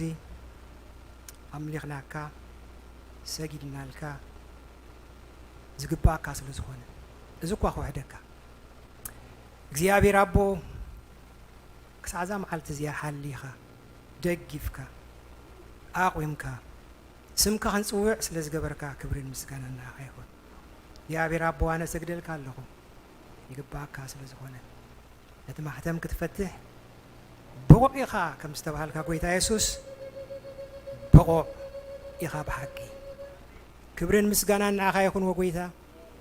እግዚአብሔር አቦ ሕጂኻ ኣነ ዝዓቕመይ ተዳልየ ኣለኹ ዓቕመይ ንሱ ስለ ዝኾነ ካብ ዓቕሚ ንላዕሊ ግን ካብ ሓሳብ ንላዕሊ ግን እግዚአብሔር አቦ ጣይ ኣምላኽ ኢኻ እሞ እዚ ግዜን እዚ ሰዓትን ንዓኻ ይረክብ ኣለኹ ንባርያኻ ደግፎ ቋንቋ ትግርኛ ክእለቱን ብዙሕ የብሉን እሞ እግዚአብሔር አቦ ከምቲ ንሙሴ ዝሓገዝካዮ ነዚ ባርያኻ እውን ክትሕግዞ ልምነካ ብስም ኢየሱስ ጸሎትና ስለሰማዕካ ለመስግነካ ክብርና ኣምላኹን ስለምንታይ ከም ዝተሓዛዝኩ ዝተተሓሓዘ ተረዲእኩ ብኸውን ሓደ ንክብሪ ኣምላኽ ንሓንቲ ደቂቕ ንሓንቲ ሰከንድ ርኢዩ ጠፋኣኩ ዝበለ ሓደ ግን ሙሉእ ዘመኑ ምስ ኣምላኽ ነይሩ ነቲ ናይ ኣምላኽ ቦታ ዝደለየ ራእይ ዮሃንስ ኩላህና ከም ንፈልጦ ካብቶም 66 መፅሓፍቲ እቲ ዝኸበደን ዝሓየለን ኣንብብ ኣቢልካ ሸዓ ክትርድኦ ዘይከኣል መፅሓፍ እዩ ግን ቃል ኣምላኽ እንታይ ይብለና ነዚ ዘንበበ ነዚ ዝሰምዐ እሞ ድማ ዝተኣሰሰ እንታይ ይብለና ብፁዕ እዩ In the English Bible it says blessed equivalent at blessed more stay gabrani ምክንያቱ እቲ blessing بشرفين رأيه ማለት blessing is always ክትባረኽ ክበሃል ከሎ ኣብ እምሮኻ እንታይ ድመጽእ? Oh, I'm going to get more money. I'm going to get a car or something. This is just ምድራዊ እዩ። እቲ ብለስድ ዝብሎ ቃል ግን ነዚ ቃል እዚ እንተ ደኣ ፈሊጥካዮ ነዚ ቃል እዚ እንተ ደኣ ተረዲእካዮ ክሳዕ መወዳእታ ክትከይድ ኢኻ ክሳዕታ ብፅእቲ ክሳዕታ ሓዳስ ኢየሩሳሌም ከተረክብ ኢኻ ማለት እዩ። Don't take it when it says blessing. Sometimes, you know, in North America, it's diverted to something else. What I mean is, when it says blessing, it's a blessing from God. It's not a blessing with money. ስለዚህ እዚኣ ንሓዛ ራእይ ዮሐንስ እንድሕር አንቢብናዮ እንድሕር ተረዲናዮ ንባረኸሉ ኢና እንድሕር ነርናሉ ድማ እግዚአብሔር ንዓና ዝኽእሉ ኣይተርፍን። ምክንያቱ ራእይ ዮሐንስ ናይ መወዳእታ መጽሓፍ እዩ። That means we are in the last days, so we need this book. This is very important. ካልእ ብሓለፈ ግዜ ሪና ነርና ራእይ ዮሐንስ ስለምንታይ ተጻሒፉ? ንመን እዩ ተጻሒፉ? መን እዩ ጸሓፊ እዩ? እዚአን ሰለስተ ናይ ሎሚ 6 ወርሒ probably about October ነዚ ቃል ዘካፊለኩም ነይረ። ራእይ ዮሐንስ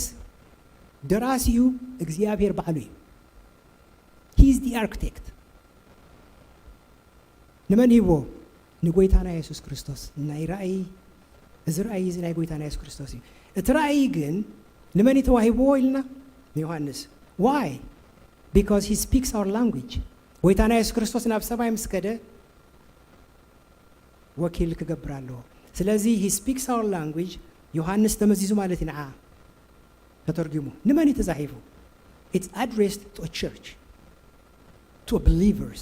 ንኣመንቲ ንዓለም ኣይኮነን ንዓና እዩ ተጻሒፉ እዚ መጽሓፍ እዚ። እምበር ናይ ሎሚ ኣርእስትና ዓለም ኣብ ትሕቲ መግዛእቲ ወይንካ ምምሕዳር ናይ ኣራዊት ወይንካ ጸረ ክርስቶስ በእንግሊሽ the new world order under the beast or under the antichrist. What does it mean? ሓደ መዓልቲ this world is going to be in one government.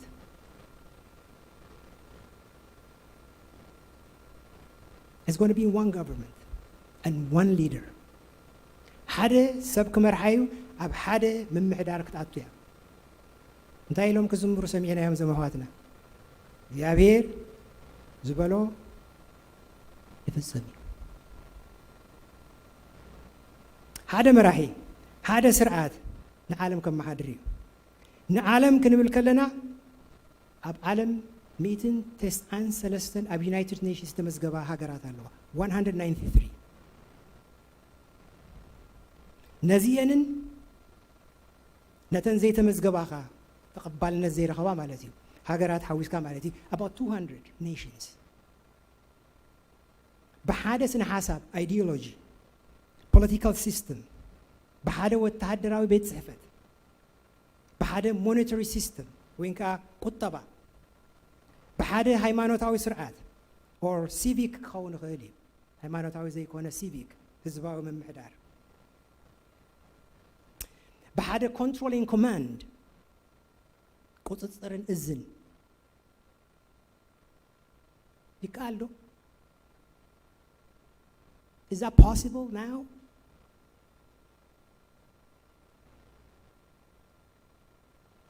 كلتا 100 هاجرات أب حادث أنا حساب كتمس يقالوا لو ميحنت هاجر أبتن أبتحتي أزلوا province كتم محرر كبيري a western country it's okay معناته تي system سرعات سلزلوا when we go to Africa when we go to somewhere else حنت هاجر أبتحتي أزلوا province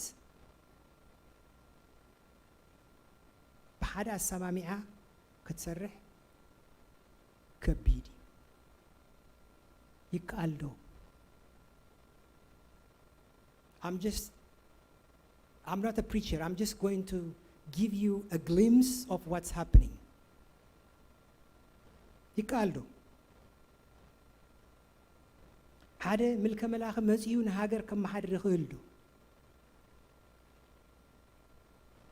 مصحف قدس ግን ክኸውን ይብለና ነዚ መወከስ ወይን ከዓ ደገፍ ኣብ ዘሁልቅ እንድሕር ከይድና ዘሁልቅ 23:19 ኣምላኽ ከይሕሱ ሰብ ኣይኮነን ከይጣዓስካ ወዲ ሰብ ኣይኮነን እንታይ ድብል ደሎ ምዃኑ ኣይተርፍኒ when God says it's going to happen እዛ ኣራዊት ንብሎ ዘለና ወይን ከዓ ተመሲሉ ዘሎ ድንገት ሃንደበት ወይስ ሰንሰለታዊ ምትሕዛዝ ኣለዎ ምትሕሓዝ ኣለዎ እዚ ንኽመጽእ So what do we have to do? We have to go back into historical background. ድሕረ ባይታ ናይዚ ክንፈልጥ ኣለና Is there any facts or is there any artifact ነዚ ንክኸውን ነዚ ዝድግፍ ነገር ኣሎ ዶ እዚ ንክኸውን ርግፀኛታት ዲና ነዚ ንኽንርዳእ I'm going to take you to Daniel chapter 2 verse 1 أو خلوا خنرينا بزحين نبنينا أتقال كم زيد بل لابكر ونصور حلمي حلمه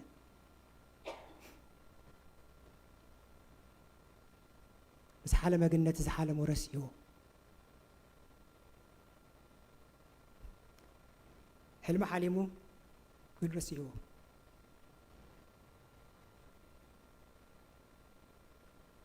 እንታይ ገይሩ ነቶም ኣብቲ ግዜ ተፈላጣት ዝበሃሉ አስትሮሎጀርስ ፀዊሑ ሕልሚ ሓሊመ ኢልዎም ሕልመይ ረሲዐዮ ትርጉሙኻ የድልየኒ ኢልዎም ዋት ሕልምኻ ረሲዕካ ፍታሕካ ትደሊ ኣለኻ እዚ ኣይሰልጠልናሉን ንሓና ትምህርቲ ተሓልም ትመፅእ ይፈትሓልካ وقال زي تجبرون دحر كوينكم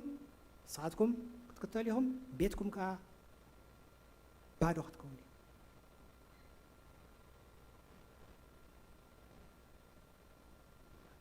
هذا كبيري نحادث السلطنة سب نحادث سرجين حجي سويكم ما لسه سويهم اوكي زي سرجري جبر بالو وحمامه خفلت علني صيله هاي توحوني تاي حمامه كل توديو اب سامبوري كمز عينت تزاز كاب حدا ناي هوسبيتال ما حدا ريز سبزي طبحيو انت زبلوتي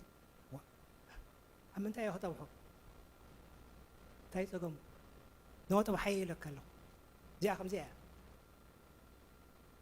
نابكدو نصور حلم حليمو حلم قدرسيو فتحوا ليلو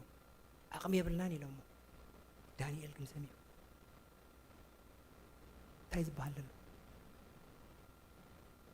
نقول حليمو حلمو يا ترخبن فتحوني اللون مو انت يا قبر لازم كلهم بك قاتلهم نقول سيلو انا له نزق فتح زخيل املاح الله هاللويا نبيتو خيروس قال لي بلنا in the same picture قيار نعوز مسل እግዚአብሔር አምላክ ሊጽሉ ኣብ ንጉስ ከይዱ ንጉስ 1000 ዓመት ንገስ ዝረአኻዮ እዚ ኢልዎ ሓደ ሰብሪኻ ርእሱ ወርቂ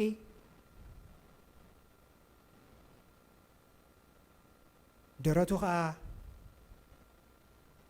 ደረቱን ቀላጽሙን ከዓ ብሩር እዛ ደረቱ ሲ ከማይ ሓደ አመቸዲው ተርጉሙዋ ደረቱ አይባል ነው በትግርኛ ሻቀይዶ ግን ከማይ ኢሎም ተርጉሙማ አፍ ልቡ ይዝባል ምሽ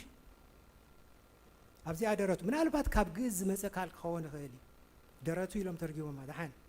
ምናልባት ደረቱ ዘይርዳኩም ተልይኹም ኣፍ ልቡ ማለት እዩ ኣፍ ልቡ ብሩር ከብዱኻ ኣስራዚ ወይንካ ነሃስ መሓውሩ ሓፂን እጋሩኻ ገለ መሬት ገለኻ ሓፂን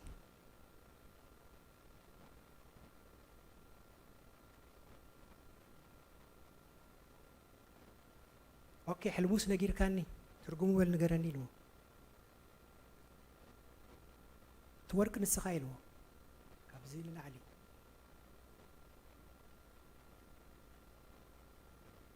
እዚ ወርቂ እዚ ናቡከደነፆር ባቢሎንያን ኢምፓየር 36 ዓመት ገዚኦም ሕጂ ሰንሰለታዊ ምትሕሓዝ እየ ደምፃልኩም ዘለኹ ባቢሎንያን ኢምፓየር 36 ዓመት እቲ ብሩር ሚዶ ኤን ፐርሺያ 200 ዓመት ነሃስ ወይንካ እቲ ኣስራዚ 185 ዓመት ሓፂን መግዛእት ሮም 500 ዓመት እዚ ሕጂ ዘለናዮ ኸ ካብታ 5 ዓመት ንነጀው 500 እንደኽንብሎ ፕሮባብሊ ልዕሊኡ ክኸውን ይኽእል እዩ ሓፂንን መሬትን ዝተሃዋወሶ መንግስቲ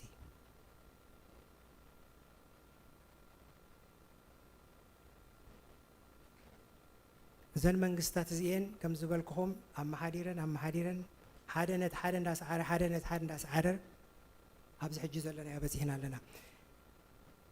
እዚኦም 4 ነገስታት ዝረኣናዮም ንዓለም ተቆፃፂሮምማ ነይሮም እዮም በቲ ግዜ እቲ ኣብዚ እግሪ ምስ በፃሕና ግን ንዓለም ክቆፃፀሩ ኣይከኣሉን ዝቆፃፀር መንግስቲ ኣይመፅን ከምታ ዝበላ ቃል ኣምላኽ መሬትን እንታይ ኢሉ ሓፂንን ዝተሓዋወሰ እዩ እንታይ ማለት እዩ ገሊአን ሓያላትን ገሊአን ከዓ ድኹማት እየን ተን ሓያላት ዝበሃላ በዚ ዘመን እዚ ዩናይትድ ስቴትስ ኦፍ ኣሜሪካ ቻይና ራሽያ ኢንግላንድ ካናዳ እዚኣተን ሓዊስታትን ዝሓየላ ሃገራት ዝበሃላ እየን ብቁጠባ ሓያላትን ብወተሃደራዊ ሓያላትን ብፖለቲካ ሓያላትን እተን ዝደኸማ ዝበሃላ ኸ ነዘን ናሃና ሃገር ሓዊስካ ኩለን ነዘን ኣብ ኣፍሪካ ዘለዋ ሓደ ክገብር ዝኽእል መንግስቲ ኣይመፀን ቅድሚኡ ግን 4 ነገስታት ንዓለም ገዚኦም እዮም ኣይተፈተነን ማለት ኣይኮነን ግን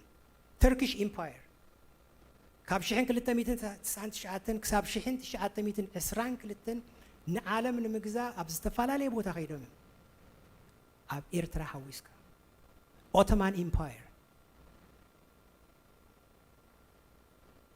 ቁሩብ ቦታታት ሒዞም እዮም ንደቡባዊ ምብራቕ ኢሮብ ንምዕራብ ኤዥያ ንሰሜናዊ ኣፍሪካ ክሕዙ ፈቲኖም እዮም እስላማዊ ስርዓት ኣብ ዓለም መስሪቶም ዓለም ክንገዛ ኢና ኢሎም ፈቲኖም እዮም it didn't work ንልዕሊ 6 ዓመት 100 ዓመት ማለት እዩ for 600 years ተፈቲኑ እዩ ኣይተኻለን እንግሊዝ ፀሓይ ዘይዓርባ ሃገር ተባሂላ ትስመን ኢላ እንታይ ማለት እዩ what does it mean እንግሊዝ ኣብ ካናዳ ነይሮም እንግሊዝ ኣብ ዩናይትድ ስቴትስ ነይሮም ዩናይትድ ስቴትስ ኦፍ ኣሜሪካ ከይተባህለት ከላ እንግሊዝ ኣብ ኣውስትራልያ ነይሮም እንግሊዝ ኣብ ኣፍሪካ ነይሮም እንግሊዝ ኣብ ገለ ኤሽያ ሃገራት ነይሮም ንዓለም ክንገዛ ኢና ኢሎም ወተሃደራቶም ኣዋፊሮም ኣብ ማእታ ሽሓት ወተሃደራት ሜቶም they couldn't do it ኣይተፈተነን ማለት ኣይኮነን they tried their best ሶሻሊዝም ወይንካ ኮሙኒዝም ካብ 1917 ክሳብ 1991 ዓለም ብናይ ሶሻሊስት ስርዓት ክትምራሕ ኣለዋ ኢሎም ኣማይት ኣሽሓት ሰባት ክሳብ ከምቲ ዝበሃል ራሽያ about 20 ሚሊዮን ናቶም ህዝቢ ቀቲሎም እዮም ንስርዓት ኮሙኒዝም ከመሓድሩ ንሕና እውን ፈቲና ኢና I was in Ethiopia I born in Ethiopia I have seen communism communism is the best way of ruling the country ተባሂሉ and China they killed so many ንዓቶም ዘይተሓባበረ በልቀት ኢሎም ንዓለም ከነመሓድርና ኢሉ ዝተስአ ብዙሕ መንግስቲ እዩ። It didn't work. Capitalism, Americans, they tried. Capitalism in ሙሉእ ዓለም ከመሓድር ዝኽእል ኢሎም ወታደራቶም, you know how many soldiers are from United States, the whole world, almost 1 million ዝኾኑ ነይሮም እዮም። 1 million ወታደራት ንሕና ንዓለም ክንገዛ ኢና ኢሎም። It didn't work. It didn't work. ናዚ ጀርመን ኣብ 1939 ጀሚርካ ክሳብ 45 ንኤውሮጳ ገዝየ ንሙሉእ ዓለም ከንቀጥቅጣ ኢሉ ንልዕሊ 100 ሚሊዮን ሰባት ግዳይ ገይሩ እዩ። It didn't work.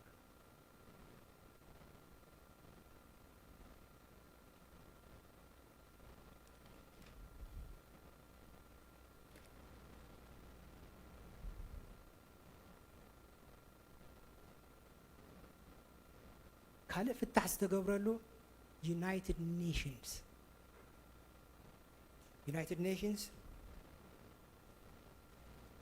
ንዓለም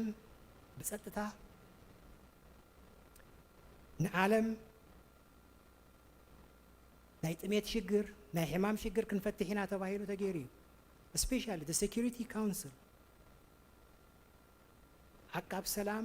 ኣዋፊርካ ንዓለም ሰላም ከነስፍሎ ይላዩ ተፈቲኑ እዩ። It didn't work. Still it didn't work. ንዓለም ከመሓድሩ ይከኣሉ።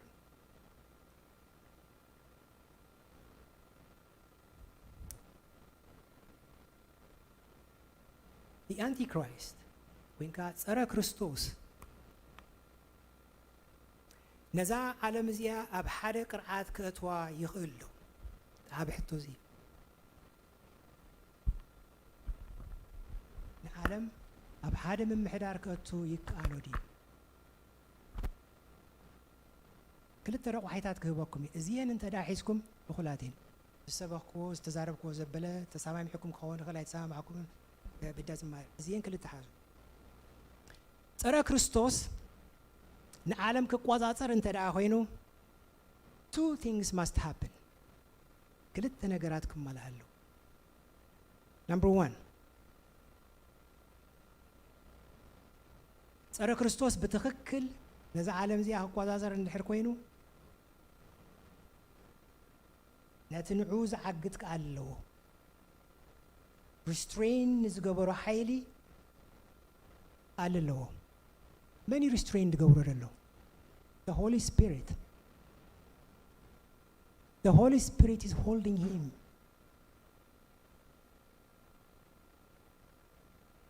መንፈስ ቅዱስ ኣካል ስላሴ እሺ ተሳዒሩ ክወፅእ ኣይክእልኒ። There is no way the Antichrist will defeat the Holy Spirit and control it. Number one rule. ሰይጣን ንመንፈስ ቅዱስ ስዒሩ ነዚ ዓለም እዚኣ ክቆፃፀር ኣይክእልን እዩ። There is only one way. The Holy Spirit must withdraw. ኣብቲ ቦታ ክእል ኣለዎ ባዕሉ ብፍቓዱ ብድልየቱ I must live now. Well, መንፈስ ቅዱስ ካብ ዓለም ከልግስ እንድሕር ኮይኑ he has a responsibility. ጎይታና ኢየሱስ ክርስቶስ እንታይ ኢሉ? መንፈስ ቅዱስ ዳገብረልኩም እየ ልኩም እየ ሓይልኻ ክትረኽቡ ኢኹ። The purpose of the Holy Spirit is working now is because of you and me and the whole Christians. ኣነን ንስኻትኩምን ኣብ ዓለም ዘለዉ ኩሎም ክርስቲያናት ሓላፍነት ኣለዎ። ሕድሪ ተዋሂብዎ ዕርቡን ምሽ ይብል ቃል ኣምላኽ ዕርቡን ጎይታና ኢየሱስ ክርስቶስ ንመንፈስ ቅዱስ ክልእኽ ከሎ ሃደራ እዛ ሓደራ እዚኣ is not going to withdraw. በይኑ withdraw ክግብር ኣይክእልን። ገለገለ ትምህርትታት ኣሎ ኣነ ሕጂ ምስ ቴዎሎጂ ሳይንስ ከካታሕ ብኽእል እየ ግን ተኻቴካ መወዳእቱ ንስኻናትካ ትወስድ ንሱናታ ወስድ ኣድላይ ይኮንን ምናልባት ነዚ ዘይሰማማዕ ወይ ሓሳብ እንድሕር ኣለኩም ኮይኑ sorry for that you can talk to me after I finish if you are really theologian you know the Bible let's sit down and talk ቤተ ክርስቲያን መከራ እገም ክትሓልፍ እያ ዝብሉ ኣለዉ fine I'm not I'm going to take the first flight too bad why ዝኣምናዮ ኣምላኽ ኣለና ሓቂዶ ጎይታና ኢየሱስ ክርስቶስ እንታይ ኢሉ ኣብ ዮሐንስ ወንጌል 14 ልብኹም ኣይሸበድ በኣምላኽ እመኑ በኣይ እመኑ ኣብ ቤት ኣቦይ እንታይ ኣሎ ብዙሕ ማሕደር ኣሎ እዚ እንተዘይህሉስ ምነገርክኹም ነይረ ግን መፅየ ወስደኩም እዩ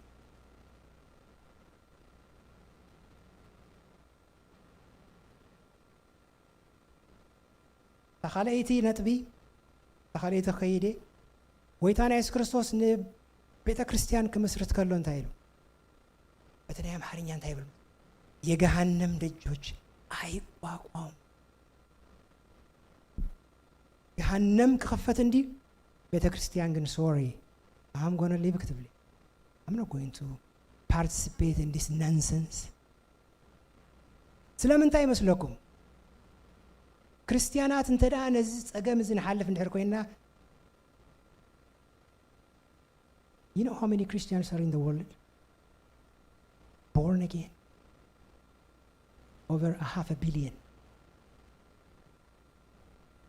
over 500 million ልዕሊ 500 ሚሊዮን ክርስቲያንስ ኣለዉ in the next 20 years እንታይ ይብሉ ሎ መስለኩም the Chinese Christians will be more than the North American Christians the number እቲ ቁፅሪ እዞም ሕጂ ኣብ ኖርዝ ኣሜሪካ ክርስቲያናት ኢና ተባሂልና ንነብር ዘለና ንዑ ሰርፓስ ክገብሩ እዩ ምክንያቱ ኣይፍለጡን እማ ኣይቁፀሩን እዮም ክትቆፅሮም ኣይትኽእልን ኢኻ መዝገብ ስለ ዘየሎ እንድሕር ተመዝጊቦም ኣሜን ክብርን ኣምላኽ ይኹን እንድሕር ተመዝጊቦም ክእሰር እዮም እንድሕር ተመዝጊቦም ክቕተሉ እዮም ስለዚ the underground is big okay 500 ሚሊዮን እንድሕር ኣለና ሕጂ ንሶም እንድሕር ተሓዊሶም over 1 billion people can you imagine hallelujah can you imagine antichrist ነዚ 500 billion Christians or almost 1 billion كأسر كقتل كتفق ይካል ኦኬ ኣብ ካልኦት ሃገራት 10,000 30,000 ኣይተምልኽ ኣይትስገድ ኣይትዘምር ክብለካ ክእል እዩ ን7 ሚሊዮን ን700 ሚሊዮን ወይ ድማ 800 ሚሊዮን ንበሎ ቢሊዮን ንበሎ እዚ ኩሉ ሰብ ግን ኣይተምልኽኒ ኢልካ ክትሕዞ ይትኽእልኒ so there should be a way ሙሉእ ቁጥጥር ከእትዋ እንድሕር ኮይኑ የአንቲክራይስት ናጽነት ክህልዎ ኣለዎ እዚ ክገብር ሙሉእ ናጽነት ወታደራዊ ናጽነት ፖለቲካ ናጽነት ቁጠባዊ ናጽነት እምቢ ዘይብል ማለት ቀዳመይቲ ነጥብ ሪኢና ኣለና መንፈስ ቅዱስ ንቤተ ክርስቲያን ራሕሪው ኣይከይድኒ ካልኣይ ነጥቢ መንፈስ ቅዱስ ሕድር ኣለዎ ኢልና ምሽ ተኻልአይቲ ነጥቢ ኦልሬዲ ኢለያ ኣለኹ መስለኒ ቤተ ክርስቲያን ገሃነም ክኸፈት ከሎ ገሃነም ክንብል ከለና ኣብ መሬት ኣይኮነን ንመፅእ ገሃነም ካብ ሰማይ እዩ 6 መቕሰፍቲ ክመፅእ እዩ ምሽ can you imagine ከም ሓደ ወላዲ ኣነ ሕጂ ዓበይቲ ኣጉባዝ ቆልዑ ኣለውኒ ይኹም ድማ ናኣሽቱ ኣለኹም ፓስተር ከማኻይ ማስለና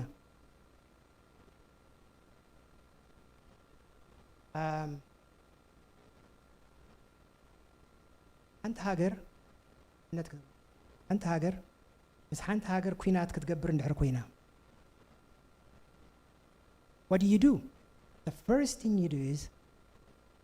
أبتا وجه كجبر الله يتبع الهاجر زلوا زيجات حتى توس كجبري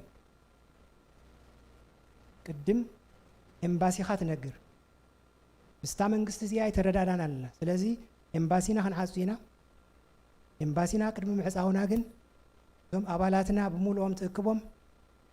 أوروبلان كنسدل كاينا ثم أبتا هاجرت يا زنبرو زيجاتات ندحرالو مزجيب كامس أيوم إمباسي أمباسادر أنت يا جبر تبدأ بيتات كسددي إحنا داين جورين نمبر نابكاله هاجر كيد كلها كيد كابت إمباسي خيات مسجب أبنات نيجيبيان دهر كيركم أبت إمباسي جدا كتمسجبلو أنت دا citizen كوينكو مسجب تا من ياتو قلنا دهر كوينو أبالاتنا أبزس لزلو تدويلهم موصلهم بيت أمباسادر سر እግዚአብሔር አምላክ ነዚህ መቅሰፍት እዚ ሽድሽተ መቅሰፍቲ ወይንካ ሞር ኣብ ሰማይ ከዝንብ ከም ዝኾነ እናፈለተ ዓለም ክቐጽዓ ከም ዝኾነ እናፈለተ ነቶም ብክርስቶስ ኢየሱስ ብደሙ ዝተዓደጉ ኣብ መዝገብ ዝሰፈሩ ኣብቲ ናይ ህይወት መዝገብ ዝሰፈሩ ይሪኦም መስለኩም is not going to do it. Well, أبنتات بزح كنا مستنى خيلنا ناينو مركب باي أبنتي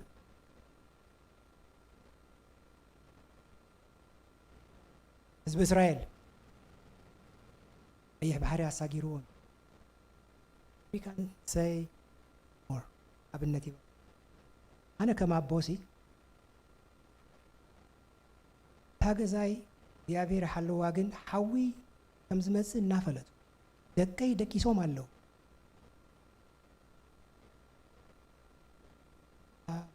it's okay هان كملتو خوليام مالتي بعصو سيرم كوزو خوليام أبيت سلازخون what about أشتو كل عزلو تاجزان ندد هاي that's okay أملاك كدحنو ميلكم تقدفو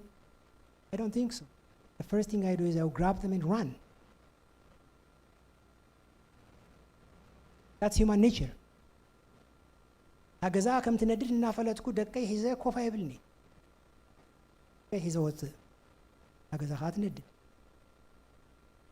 فهمتي؟ Antichrist قد منسو. There will be a big evacuation. Big one. Nobody knows when that's going to happen.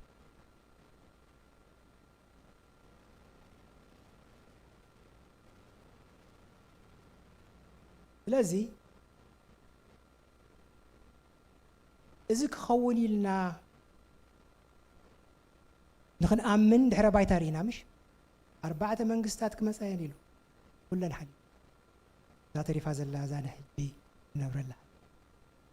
ስለዚህ እግዚአብሔር ቅድም ሕጂ ዝገበሮ ናይ አምሐርኛ መዝሙር አለ እንታይ ትብል እግዚአብሔር ትላንት ያደረገው ለዛሬ እምነት ሆኖልናል አቀይዶ ተማለ ዝገበሮ አምላኽሲ ንሎሚ እምነት ንጽባሕካ ተስፋ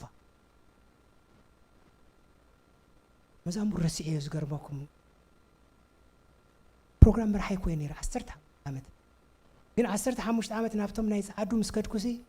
I just forgot all the songs. أثرت حمشت عامة إنجليزية تراي سميه. I had a reason, but that's a bad reason. فمس جواركم.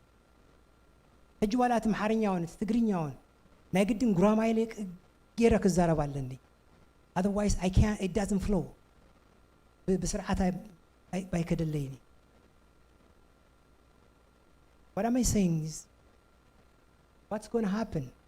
before the Antichrist comes?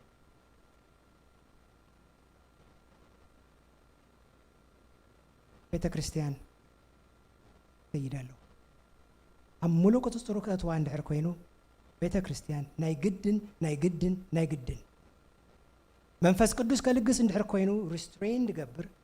ሪስትሬንድ ብል ቃል እንታይ ልጓም ማለት እዩ ፈረስ እንተዳ ልጓም እንድሕር ገይሩ ሓያል ብጣዕሚ ሓይሊ ዘለዎ እንስሳ እዩ ስለዚ ልጓም እንድሕር ጌርካሎ ግን ትሬኒንግ እንድሕር ጌርካሉ ፅቡቅ ጌርካ በዚያ ከተብሎ ከለኻ ተጋሚ ኸይድ ኢልካ ድማ ናብዚያ ተመልሶ ናብዚ ኸይድ ሒዝካየን ተኽ ኢሉ ኸይድ That's what's happening ንዲያብሎስ Who is leading him? ሰይጣን ዲዛስተር ክገብር ኢሉ ኸይድ ኖ ኣይፋልካን መን ይዝገቶ መንፈስ ቅዱስ እንድሕር አልጊሱ believe me it's going to be a hell on the earth መንፈስ ቅዱስ ንዓኻትኩም ምን ሓይሊ ክዕቶ ይመዝዩ ቀንዲ ዝተላኸሎ ምክንያት ኣብ ሐዋርያት ምዕራፍ 2 ኣብ ኢየሩሳሌም ከይተልግሱ ካብኡ ቅድሚ ምልጋስኩም ግን ሓይሊ ክትለብሱ ኢኹም ኢሉ ስለምንታይ ኣብዚ ዓለም እዚ ንኽትነብር ክርስቲያን ኮይንካ you need the Holy Spirit otherwise you can't do it ኣነ ከም ዝፈርህ ክነግረኩም ኣይኮነ ኣብዚ ደው ክብል ከለኹ ብዙሕ ዓመት ሰብ ይኸ every time I come I feel trembling ኣብ ካልእ ፀገም የብለይ ምንም ኣብ ኣኼባታት እዚ ናይ ንግበር ናይ ዩኒየን ዶ ናይ ገለ ዶ I don't really care ምክንያቱ ኣብ ነገር ኣይኮነን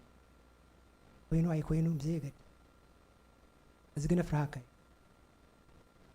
ምክንያቱ ብዚ ናይ መንፈስ ቅዱስ መሪሕነት ኣብ ዝያደው እንድሕር ኢልካ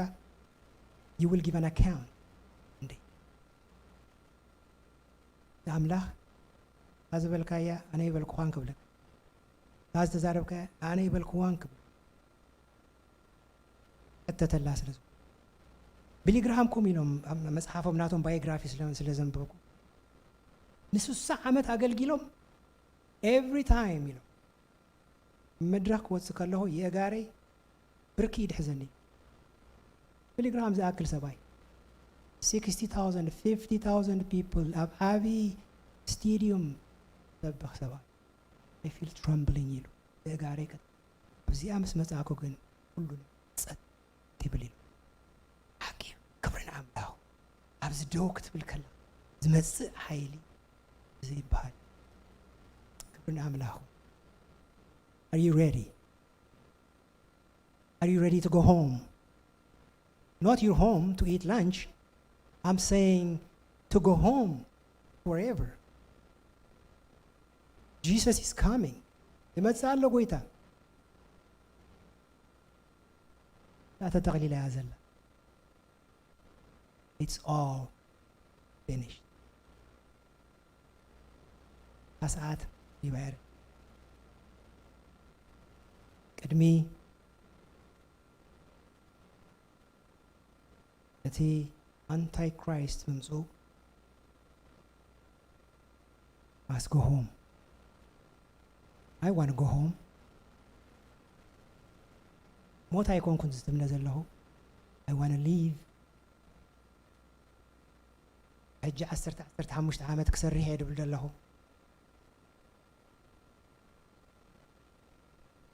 ሕጂ ድማ 100 ዓመት መሊአ ዝመወት ድብል ዘለኹ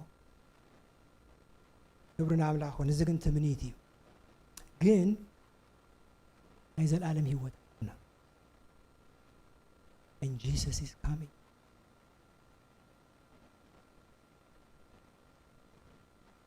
ብዛዕባ 666 ካልእ ግዜ ክንርኢና in deep ሕጂ ግን ዝኣኽለና ፀረ ክርስቶስ ክመፅእ እንድሕር ኮይኑ እና ክንዳለለን ወንጌል ክስበኽ ኣለዎ ኣብ ጫፍ ወንጌል ከዓ ተሰቢኹ እዩ ጎይታና ክመፅእ ብሓይሊ ክብሪ ብስልጣን ነዚ ዝሰምዐ ዘበለ ኩሉ ከዓ እቲ መንፈስ እንታ ቤተ ክርስቲያን እንታይ ይብሉ ኣለዉ ንዓ ማራናታ ይብሉሎ አነ ንስኻትኩም እንከ ሰይ ማራናታ ኢየሱስ ክርስቶስ ቶሎና ዝብልና ይኸውን yes why not antichrist ክመጽእ ድዩ yes he's coming ስለምንታይ ድሕረ ባይታ ሪኢና ኣለና ጎይታ ዝበሎ ኩሉ እቲ ዳንኤል ዝበሎ ኩሉ ተፈጺሙ ናብ መወዳት ኣለና Jesus is coming his glory power might hallelujah ጎይታ ኢየሱስ ስምካ ይባረኽ ንሕናውን ምስታ ቤተ ክርስቲያንን መንፈስን ንሓንብል oh hallelujah what a glorious day is going to be oh ተመስገን ኢየሱስ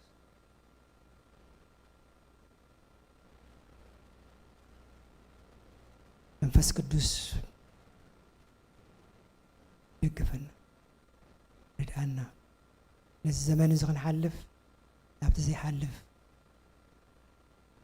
ቤት ኣምላክ እንከይ ወሰማያዊ አቦ ደግፈና ንብለካ ኣለና ወመንፈስ ቅዱስ ንቤተ ክርስቲያንካ ይዕጥቕ ንብል ኣለና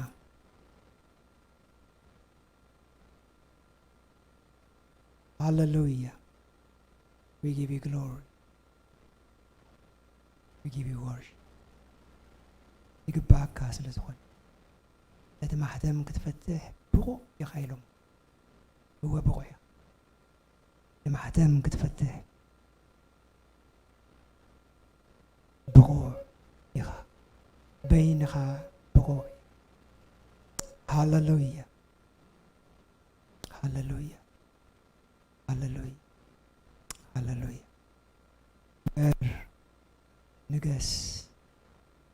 ክበር ንገስ ንብለካ ኣለና ወጎይታ ይግባካ ስለዝኾነ እዛ ቤተ ክርስቲያን እዚያ እግዚኣብሔር ኣምላኸይ ኣቲኻ ነቶም ወንጌል ዘይሰምዑ እግዚኣብሔር ኣቦ ወንጌል ክተበስር ሓይልኻ ሃባው እግዚኣብሔር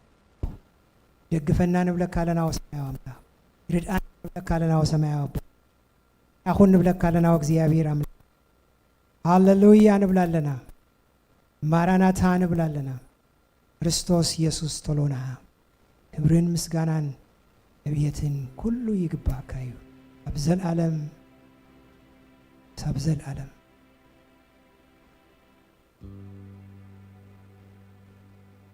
በዛ ሰዓት እዚኣ ንጎይታና ኢየሱስ ክርስቶስ ብግሊ ዘይተቐበልኩም እንድሕር ኣለኹም ኣብዚ ዝመጽእ ቁጣዓ ክትድሕኑ ምንቲ ኣብ ናይ ዘለዓለም ቤት ክትነብሩ ኣውዒት ገብረልኩም ኣለኹ ዝፅዋዓኩም ጎይታ እዩ ሰብ ኣይኮነን ዝፅውዕ ጎይታ ግን ዝፅዋዕ ኣሎ ነዚ ጎይታ እዚ ንምቕባል ድልዋት እንተደኣ ኣለኹም ኢድኩም ንምልክት ኣርዩ ኩላና ኣመንቲ እንድሕር ኮይንና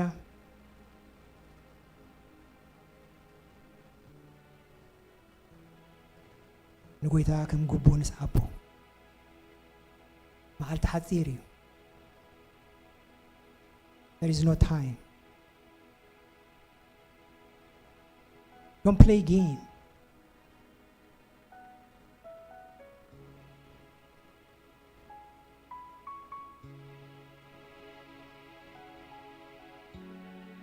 ልብኹም ናብ እግዚአብሔር አድህቡ ልብና ናብ እግዚአብሔር ነድህብ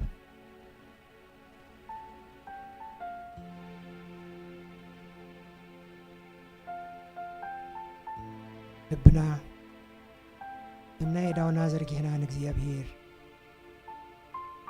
ተመስገን ንብል ካብ ቁጣዓ ኣብቲ ዝመጽእ መከራ ለዘናገፍካን የመስግን Antichrist is not going to rule over me. I'm heading home. There is no way I will be here. Jesus is coming. Jesus Christos. ኃይል በስልጣን በግርማ ይመጣል።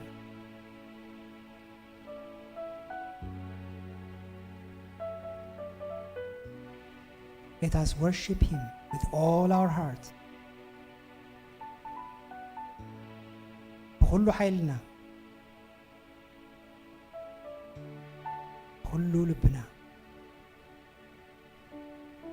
እግዚአብሔር ነምልኮ ንሓድሕድና ኻ ንፋቐር ጽልእን በኣስን ቅርሕንትን ካባና ይርሓቕ እቶም ኣብ ደገ ደለውን ንራሕርሓለዉ ልዮም ንጸሊ ንቤተ ክርስቲያን ሓላፍነት እዚ እዩ ንሓድሕድና ክንፋቐር እቶም ካልኦትካ ድማ ናብ ቤት እግዚአብሔር ክነመጽእ This is the mandate we have. መቃል ኪዳን ተወሉን እግዚአብሔር ከምዝግባእ ክንመላለስ ንሓድሕድና ክንፋቐር ነቶም ኣብ ደገ ዘለዉ ኻ ክንጽውዕ እግዚአብሔር ኃይሊ ሃበና ወጎይታ ኃይሊ ሃበና ብዘይ ናይ መንፈስ ቅዱስ ኃይሊ ሓንቲ እኳ ክንገብር ኣይንኽእል ኢና ብዘይ በኣይ ሓንቲ እኳ ክትገብሩ ኣይትኽእሉን ኢኹም ኢልካ ኢኻ ጎይታ ኢየሱስ ዘይ በኣኻ ሓንቲ ስድሪ ክንከይድ ኣይንኽእል ኢና ኣባኻ ንለግብ ኣለና ወየሱስ ዝሞት ኣብ መስቀል ዝሞትካልና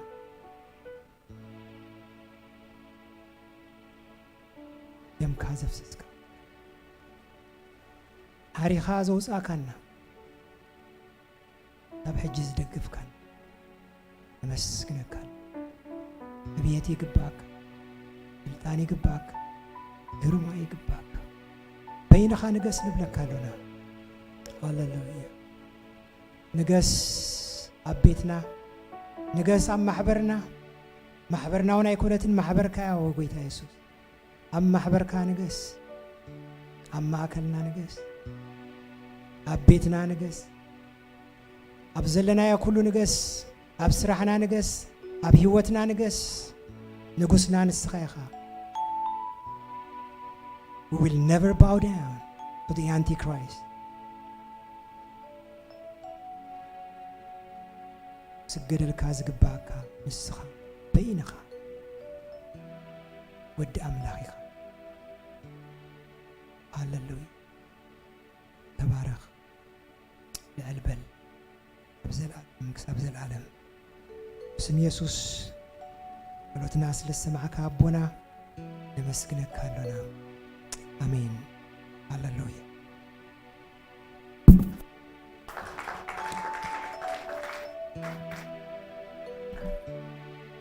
እግዚአብሔር አምላክ አቢኻ እግዚአብሔር አምላክ አቢ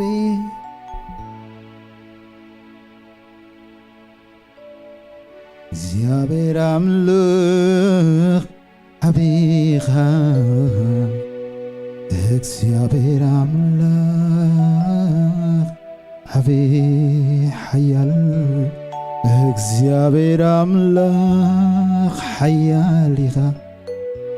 እግዚአብሔር አምላክ ኃያል እግዚአብሔር አምላክ ኃያል ኢኻ እግዚአብሔር አምላክ ኃያል መሳይስካ ከም ዝበሉ ኣብ ልዕሊ ማዕበላት ኣብ ልዕሊ ንፋሳት ልዕሊ ልዕሊ ባሕሪ ኣሎካ መንገዲ ኣብ ልዕሊ ማዕበላት ኣብ ልዕሊ ንፋሳት ልዕሊ ልዕሊ ባሕሪ ኣሎካ መንገዲ ስለዚ እግዚአብሔር አምላክ ኃያል ኢኻ እግዚአብሔር አምላክ ኃያል እግዚአብሔር አምላክ ኃያል ኢኻ እግዚአብሔር አምላክ ኃያል አምላኸይ ስፍሉይ አምላኸይ ስፍሉይ አምላኸይ ሲፍሎይ ፍሎይ ፍሎይ ፍሎይ ፍሎይ አምላኸይ ሲፍሎይ ንጉሰይ ሲፍሎይ ንጉሰይ ሲፍሎይ ንጉሰይ ሲፍሎይ ፍሎይ ፍሎይ ፍሎይ ፍሎይ ንጉሰይ ሲፍሎይ ንገስ ከይበልኩኻ ንጉስ ኢኻ ከም ቀደምካ ንጉስ ንጉስ ንጉስ ንገስ ከይበልኩኻስ ንጉስ ኢኻ ከም ቀደምካ ንጉስ ኢኻ ክበር ከይበልኩኻስ ክቡር ኢኻ ከም ቀደምካ ክቡር ክቡር ክቡር ክበር ከይበልኩኻስ ከም ቀደምካ ክቡር ኢኻ ሃሌሉያ አምላኸይ ስፍሉይ አምላኸይ ስፍል አምላኸይ ስፍሉይ ፍሉይ ፍሉይ ፍሉይ ፍሉይ ከም ጣቕዒት አምላኸይ ስፍሉይ አምላኸይ አምላኸይ ስፍሉይ ፍሉይ ፍሉይ ፍሉይ ፍሉይ አምላኸይ ስፍል ሃሌሉያ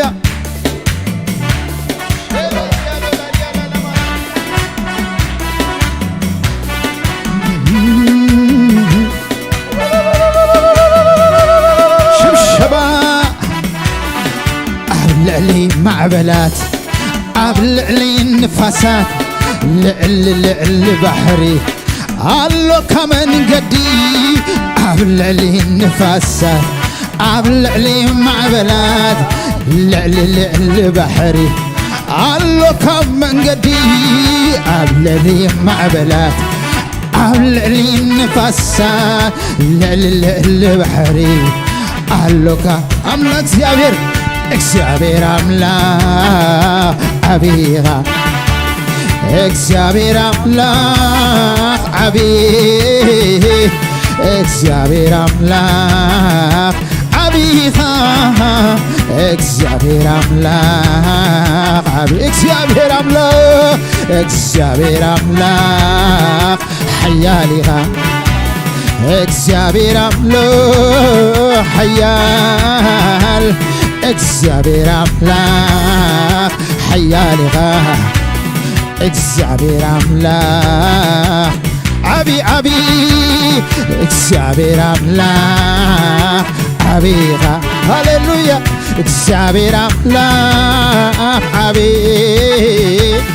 እግዚአብሔር አምላክ አቢኻ እግዚአብሔር አምላክ እንደገና ኃያል በልዎ እግዚአብሔር አምላክ ኃያል ኢኻ እግዚአብሔር አምላክ ኃያል እግዚአብሔር አምላክ ኃያል ኢኻ እግዚአብሔር አምላክ ኣብ ልዕሊ ማዕበላት ኣብ ልዕሊ ማዕበላት ኣብ ልዕሊ ንፋሳት ልዕሊ ልዕሊ ባሕሪ ኣሎካ መንገዲ ኣብ ልዕሊ ማዕበላት ኣብ ልዕሊ ንፋሳት ልዕሊ ልዕሊ ባሕሪ ኣውጅዎ ኣውጅዎ ኣብ ልዕሊ ማዕበላት ኣብ ልዕሊ ንፋሳት ልዕሊ ልዕሊ ባሕሪ ኣሎካ መንገዲ ኣብ ልዕሊ ንፋሳት ኣብ ልዕሊ ማዕበላት ልዕሊ ልዕሊ ባሕሪ ኣሎካ መንገዲ ኣብ ልዕሊ ማዕበላት ኣብ ልዕሊ ንፋሳት ልዕሊ ልዕሊ ባሕሪ ኣሎካ መንገዲ ኣብ ልዕሊ ማዕበላት ኣብ ልዕሊ ንፋሳት ልዕሊ ልዕሊ ባሕሪ ኣሎካ መንገዲ ኣምላኸይ ስፍሉይ ኣምላኸይ ስፍሉይ ኣምላኸይ ስፍሉይ ፍሉይ ፍሉይ ፍሉይ ፍሉይ ኣምላኸይ ስፍሉይ ኣምላኸይ ስፍሉይ أملاخي سفلوي أملاخي سفلوي فلوي فلوي فلوي أملاخي سفلوي سرح كاري تتنقند أنت خندي هو خندي عبي خيري إنا تدنكو أدنقك اللخو أمقدس كاتي كبري هلالخو كبري هلالخو كبري هلالخو كبري هلالخو كبري هلالخو كبري هلالخو كبري هلالخو كبري هلالخو كبري هلالخو كبري هلالخو كبري هلالخو كبري هلالخو كبري هلالخو كبري هلالخو سمسلك هايل سمس تهتلكم سكا سمسلك هايل سمسلك هايل فلويخا سمسلك سمسلك هايل سمسلك هايل سمسلك هايل سمسلك هايل فلويخا سلاسي አንታፍሉ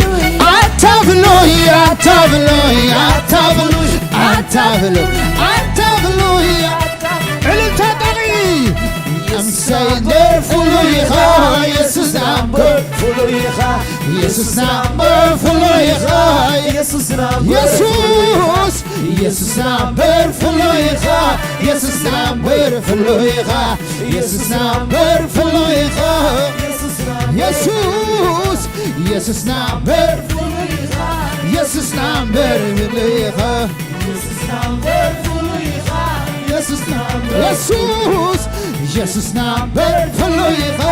ኢየሱስ ናምበር ፍሉይኻ ኢየሱስ ናምበር ፍሉይኻ ኢየሱስ ኢየሱስ ናው ኢየሱስ ናምበር ፍሉይኻ ኢየሱስ ናምበር ፍሉይኻ ኢየሱስ ናምበር ፍሉይኻ ኢየሱስ ናምበር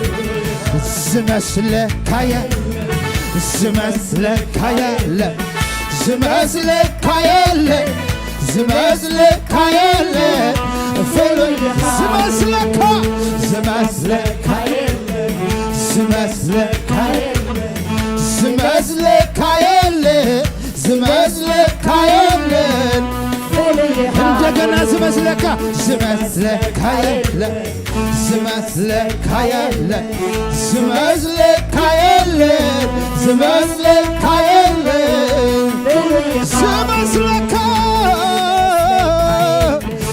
ዝመስለካ የለ ዝመስለካ የለ ዝመስለካ የለ ስለዚህ በእልልታ ጠሪት አንተ ብሎይ አንተ ብሎይ አንተ ብሎይ አንተ ብሎይ አንተ ብሎይ አንተ ብሎይ አንተ ብሎይ ኢየሱስ ናምበር ፍሉይኻ ኢየሱስ ናምበር ፍሉይኻ ኢየሱስ ናምበር ፍሉይኻ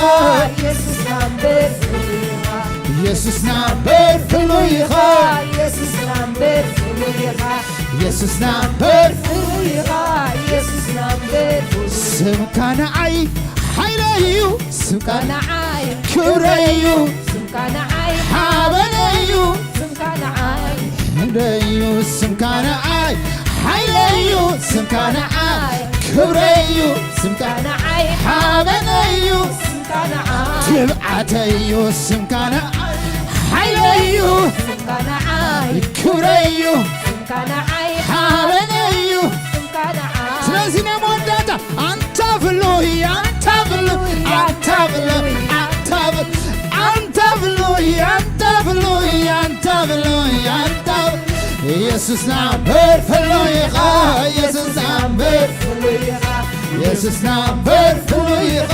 ኢየሱስ ናምበር ፍሉይኻ ኢየሱስ ናምበር ፍሉይኻ ኢየሱስ ናምበር ፍሉይኻ ኢየሱስ ናምበር ፍሉይኻ ኢየሱስ ናምበር ፍሉይኻ ሃሌሉያ ሃሌሉያ ሃሌሉያ ኢየሱስ ናምበር ፍሉይኻ ኢየሱስ ናምበር ፍሉይኻ ኢየሱስ ናምበር ፍሉይ ኸ ኢየሱስ ናምበር ፍሉይ ስራሕ ካሪኤ ተደኒቐንደ አንተ ክንደይ ወክንደይ ዓብይ ኃይል እናተደነኩ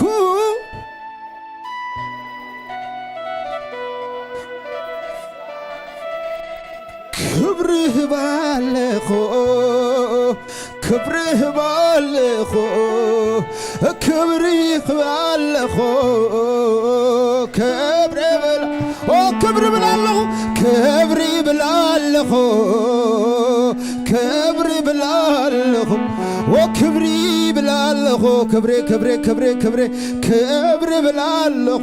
ክብሪ ውስኻለኹ ናብ መቕደስ እግዚአብሔር ክብሪ ውስኻለኹ አምልኾ ውስኻለኹ ስግደት ውስኻለኹ ዕልልታ ውስኻለኹ ነቲ መጽሓፍ ዝገንጸለ ነቲ ማሕተም ዝኸፈተ ነቲ በይኑ ንጉስ ነቲ ዝተሓር ተገንሸል ንኢየሱስ ክርስቶስ ነቲ ጎይታ ጎይቶት ነቲ ኤልሻዳይ አምላኽ ነቲ ሞይቱ ዝነበረ ነቲ ዝሰንሰ ነቲ ናይ ሞት ሓይሊ ኣብ ኢዱ ዝሓዘ ናይ ሲኦል መፍትሒ ኣብ ኢዱ ዘለዎ መርሖሞትን ሲኦልን ኣብ ኢዱ ዝሓዘ ንንጉስ ነገስታት ንጎይታ ጎይቶት ንኢየሱስ ክርስቶስ ክብሪ ይኹኖ ክብሪ ይኹኖ ስግደት ይኹኖ አምልኾ ይኹኖ ጣቂዒት ይኹኖ ወኻታ ይኹን ምስጋና ይኹን ብዙሕ ድምፂ ይኹን ንኢየሱስ ጎይታ ሃሌሉያ ክብሪ ክብሪ ክብሪ ክብሪ ክብሪ ክብሪ ወሰኸሉ እንደገና ክብሪ እንደገና ክብሪ እንደገና ክብሪ እንደገና አምልኾ እንደገና ስግደት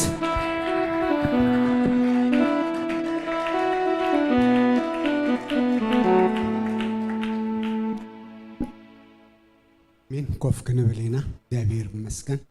ጎይታ ኢየሱስ ይባርካ አውና ሳሚ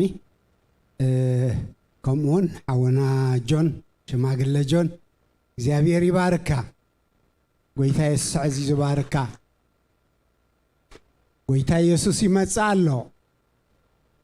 አዋ ጸዋዕና ጎይታ ይሓድገናን ይኽብርን ስሙ ይኹን ኣብ ስራሕ ዘሎ መንፈሱ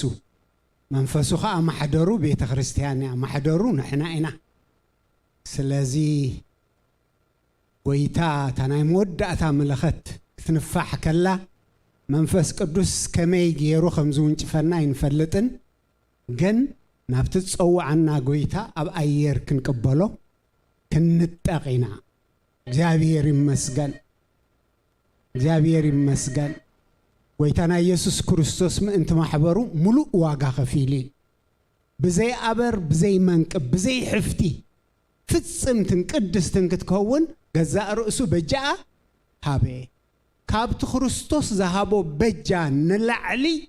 ቤተ ክርስቲያን ክጸርየሉ ትኽእል ካልእ መስርሕ የለን ሙሉእ ዋጋ ተኸፊሊ ስለዚ ታ መዓልቲ እቲኣ ክትመጽእ ከላ ሰማይ ገጽካ ምዕራግ ክብርና ኣምላኽ ይኹን እግዚአብሔር ይመስገን ትጸዋዕና ጎይታ እሙኒ ክገብሮይ ድማ እግዚአብሔር ይመስገን እስኪ ቀደም ናልባት ንመጀመርያ ጊዜ ኣጋይሽ ናብ ዝመጻእኩም እንተለኹም ንዓኹም ክንላለየኩም ሰላም ክትብሉና ዓድል ክንበኩም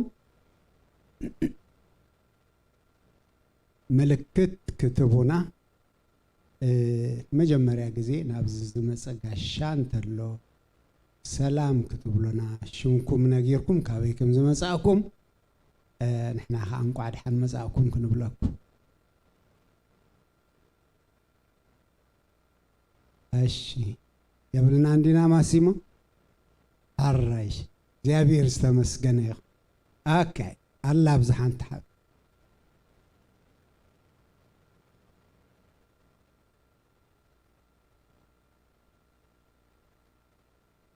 ሽምክ ደኸት ነግር ሸዊት ኣርኣያ እንቋዕ ድሓን መጻእክ ሸዊት ኣዋ ኣብዛ ናይ ሰንበት ከኣሪእኺ ከምዚ ብምምጻእክ ማሚቕክና ኣለኽሎሚ ጎይታ ኢየሱስ ይባርኪ ስለዚ መመሊስኪ መጺ ካልእ እንተሎ ኸዓ ምናልባት የለን ስለዚ እግዚአብሔር ዝተመስገነ ይኹን ብዙሕ መተንባህታ የብልናን ካብ መንእሰያት ሓንቲ ዝመጸት ኣላ نزمتص سنبت دحرم لخو أبتي ناي حبار ناي شاه غزي سلازلنا كلاتكم من اسيات ابزمص زلو سنبت دحر بروجرام دليناكم علنا ناي حبار ناي شاه غزي كهلونا يبلو مرعتي كاله اتي ناي بيت كريستيان سرع مدبات عربي ساعه شوعه تزجمر ناي صلوتن ناي تمرتن غزي لنا كل ساعه بزكايدي دغنا سنبت كا خمزلومي زمصانايو ساعات 10 فرقان ناي صلوت غزي جمر كاب ساعات 10 حدا املخو سلاز جمر كلنا بساعتنا انت ترخيبنا كله بغزيو بودا اخالي እግዚአብሔር ይመስገን ሕጅና ብርእሰይ ክምለስ ኣብዚኣ ጸሊኹም ኣፋኒኹምና ኣነ ግን ሓደ ሰው ምንኸውን ቀኒ የብዚ እዚ ግዜ እዚ በቃ ከምዚ ክትፈልጦ ይትኽእልን ኢኻ ፕሬዲክት ክትገብር ኣይትኽእልን ኢኻ በቃ ንሕና ምስተዕናና ኣለና ወላ ሓንቲ ብሂወትና ብጥዕናና ተለወጠ ነገር የለን እታ ሰንበት ዝገበርናያ ፈተና ንሶኒ ተረኣናያ ንሕና ሶኒ ክንብገስ ሓሰብና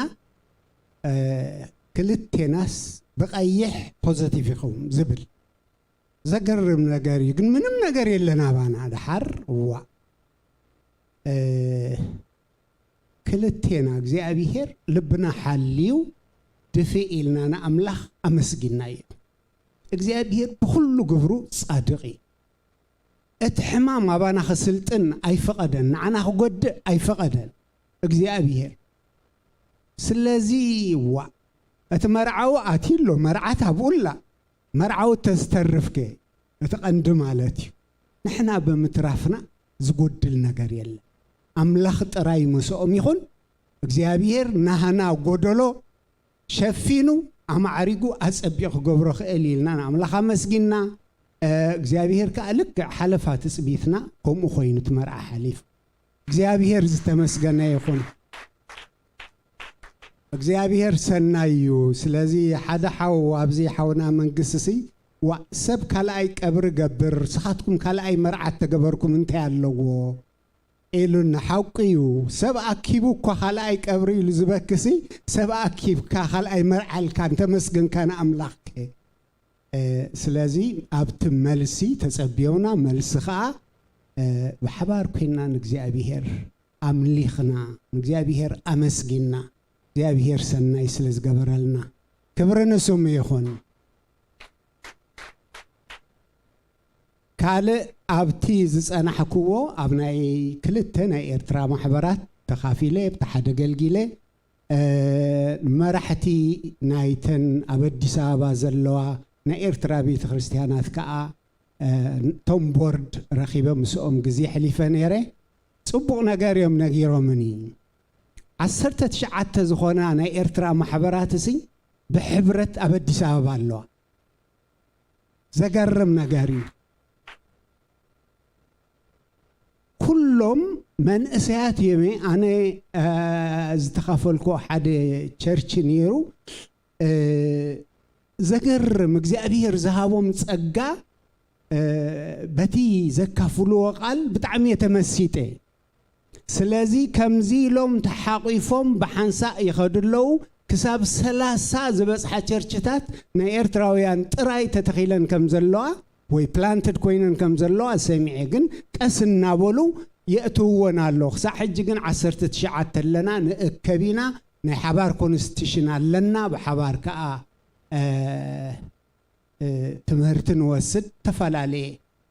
ኢሎምን በዚ ንኣምላኽ ምእንቲ ኸነመስግን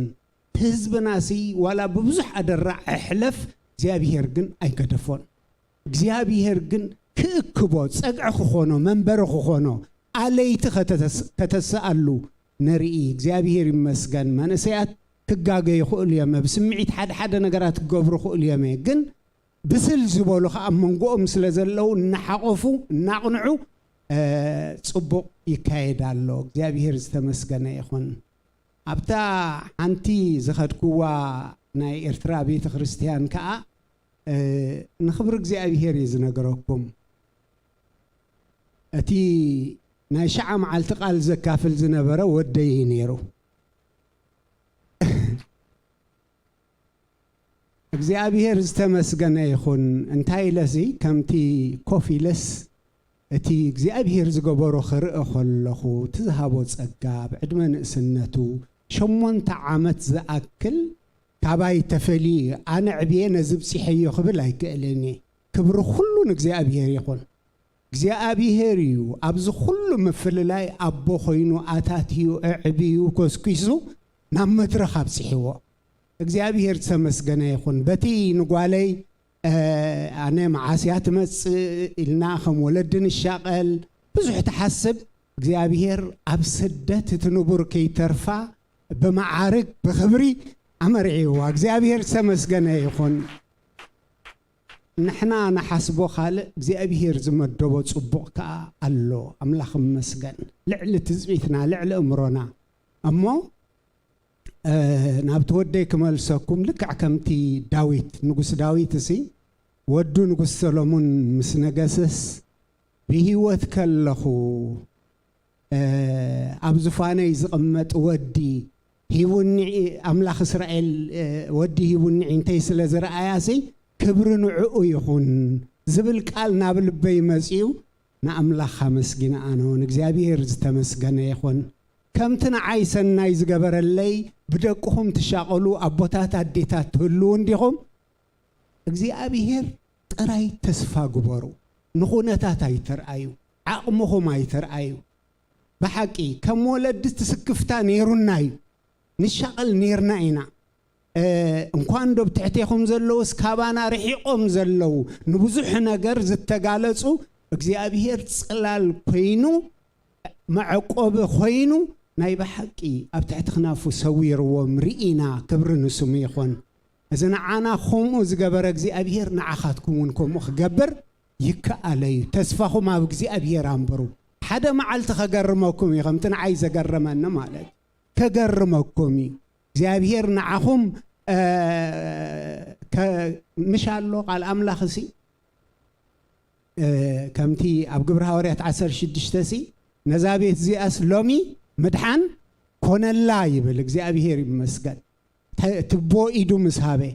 سلازي ولدي إذنان ويتخنهب كلنا زرقنا كلای كتوتات يمي زي أبيهر دكنا خيترف خرستيوم يدلي تزارق قصل توانجيل قصل تمنجست قصل أملاخ مسجن تسينا خنا مسجنينا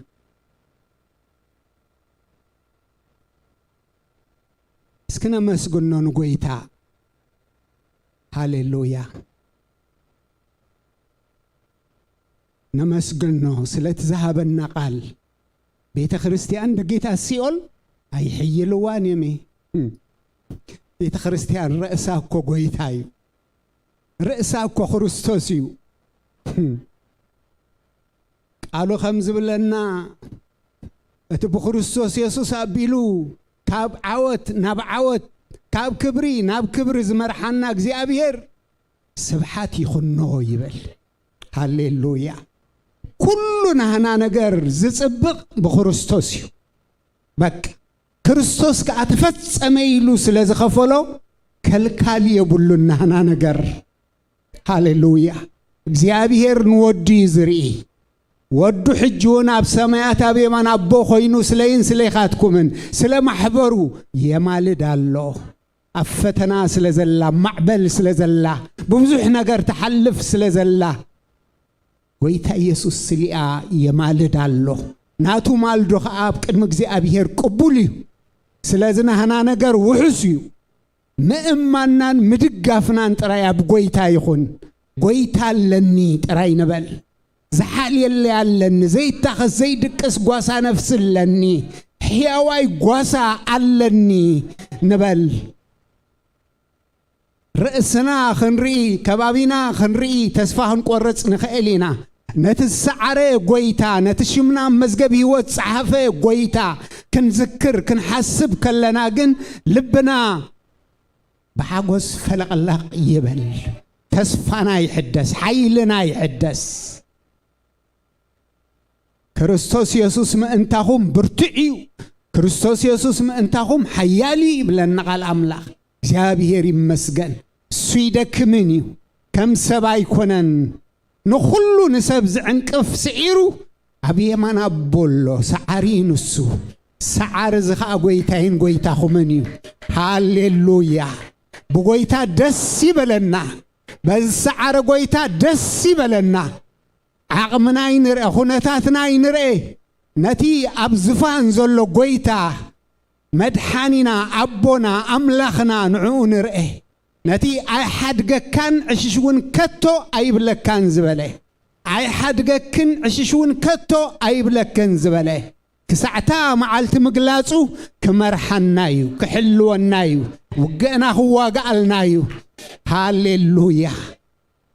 ሃሌሉያ ጸረ ክርስቶስ ኣይረኽበናን እዩ ጸላይ ኣይብለጸልናን እዩ ሃሌሉያ ነፍስና ዋና ኣለዋ ዋጋ ነፍስና ክቡር እዩ ደም ክርስቶስ እዩ ደም ክርስቶስ እዩ ሃሌሉያ መተካእታ ዘይብሉ ዋጋ መተካእታ ዘይብሉ ደም ዋጋ ነፍስና እዝዩ ሃሌሉያ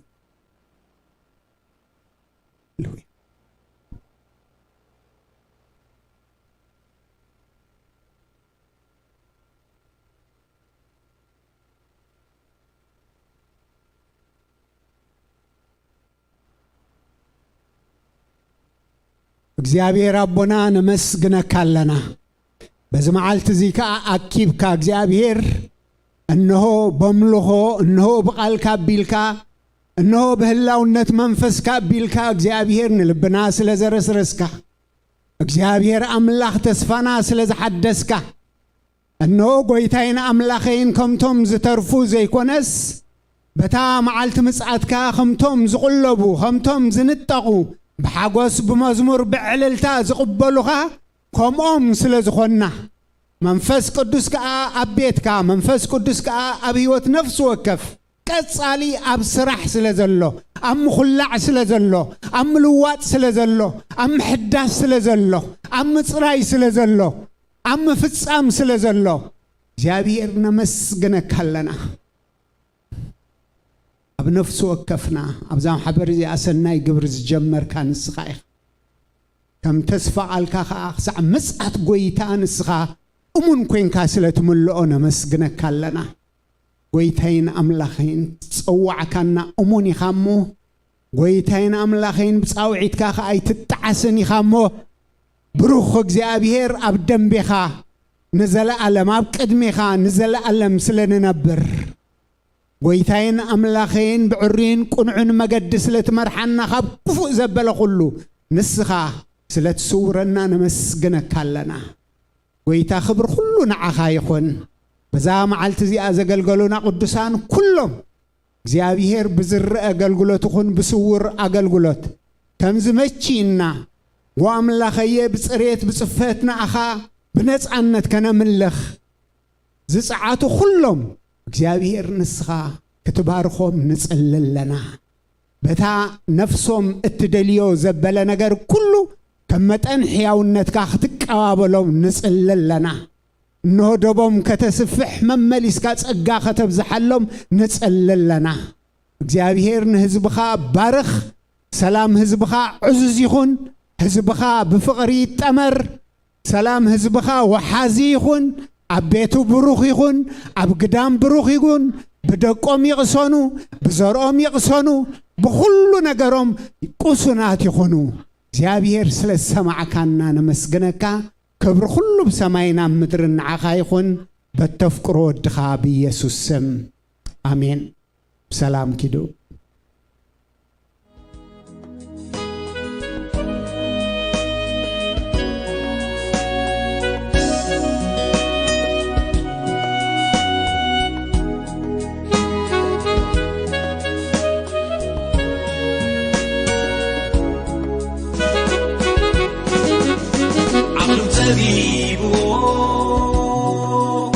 زحزو تسألي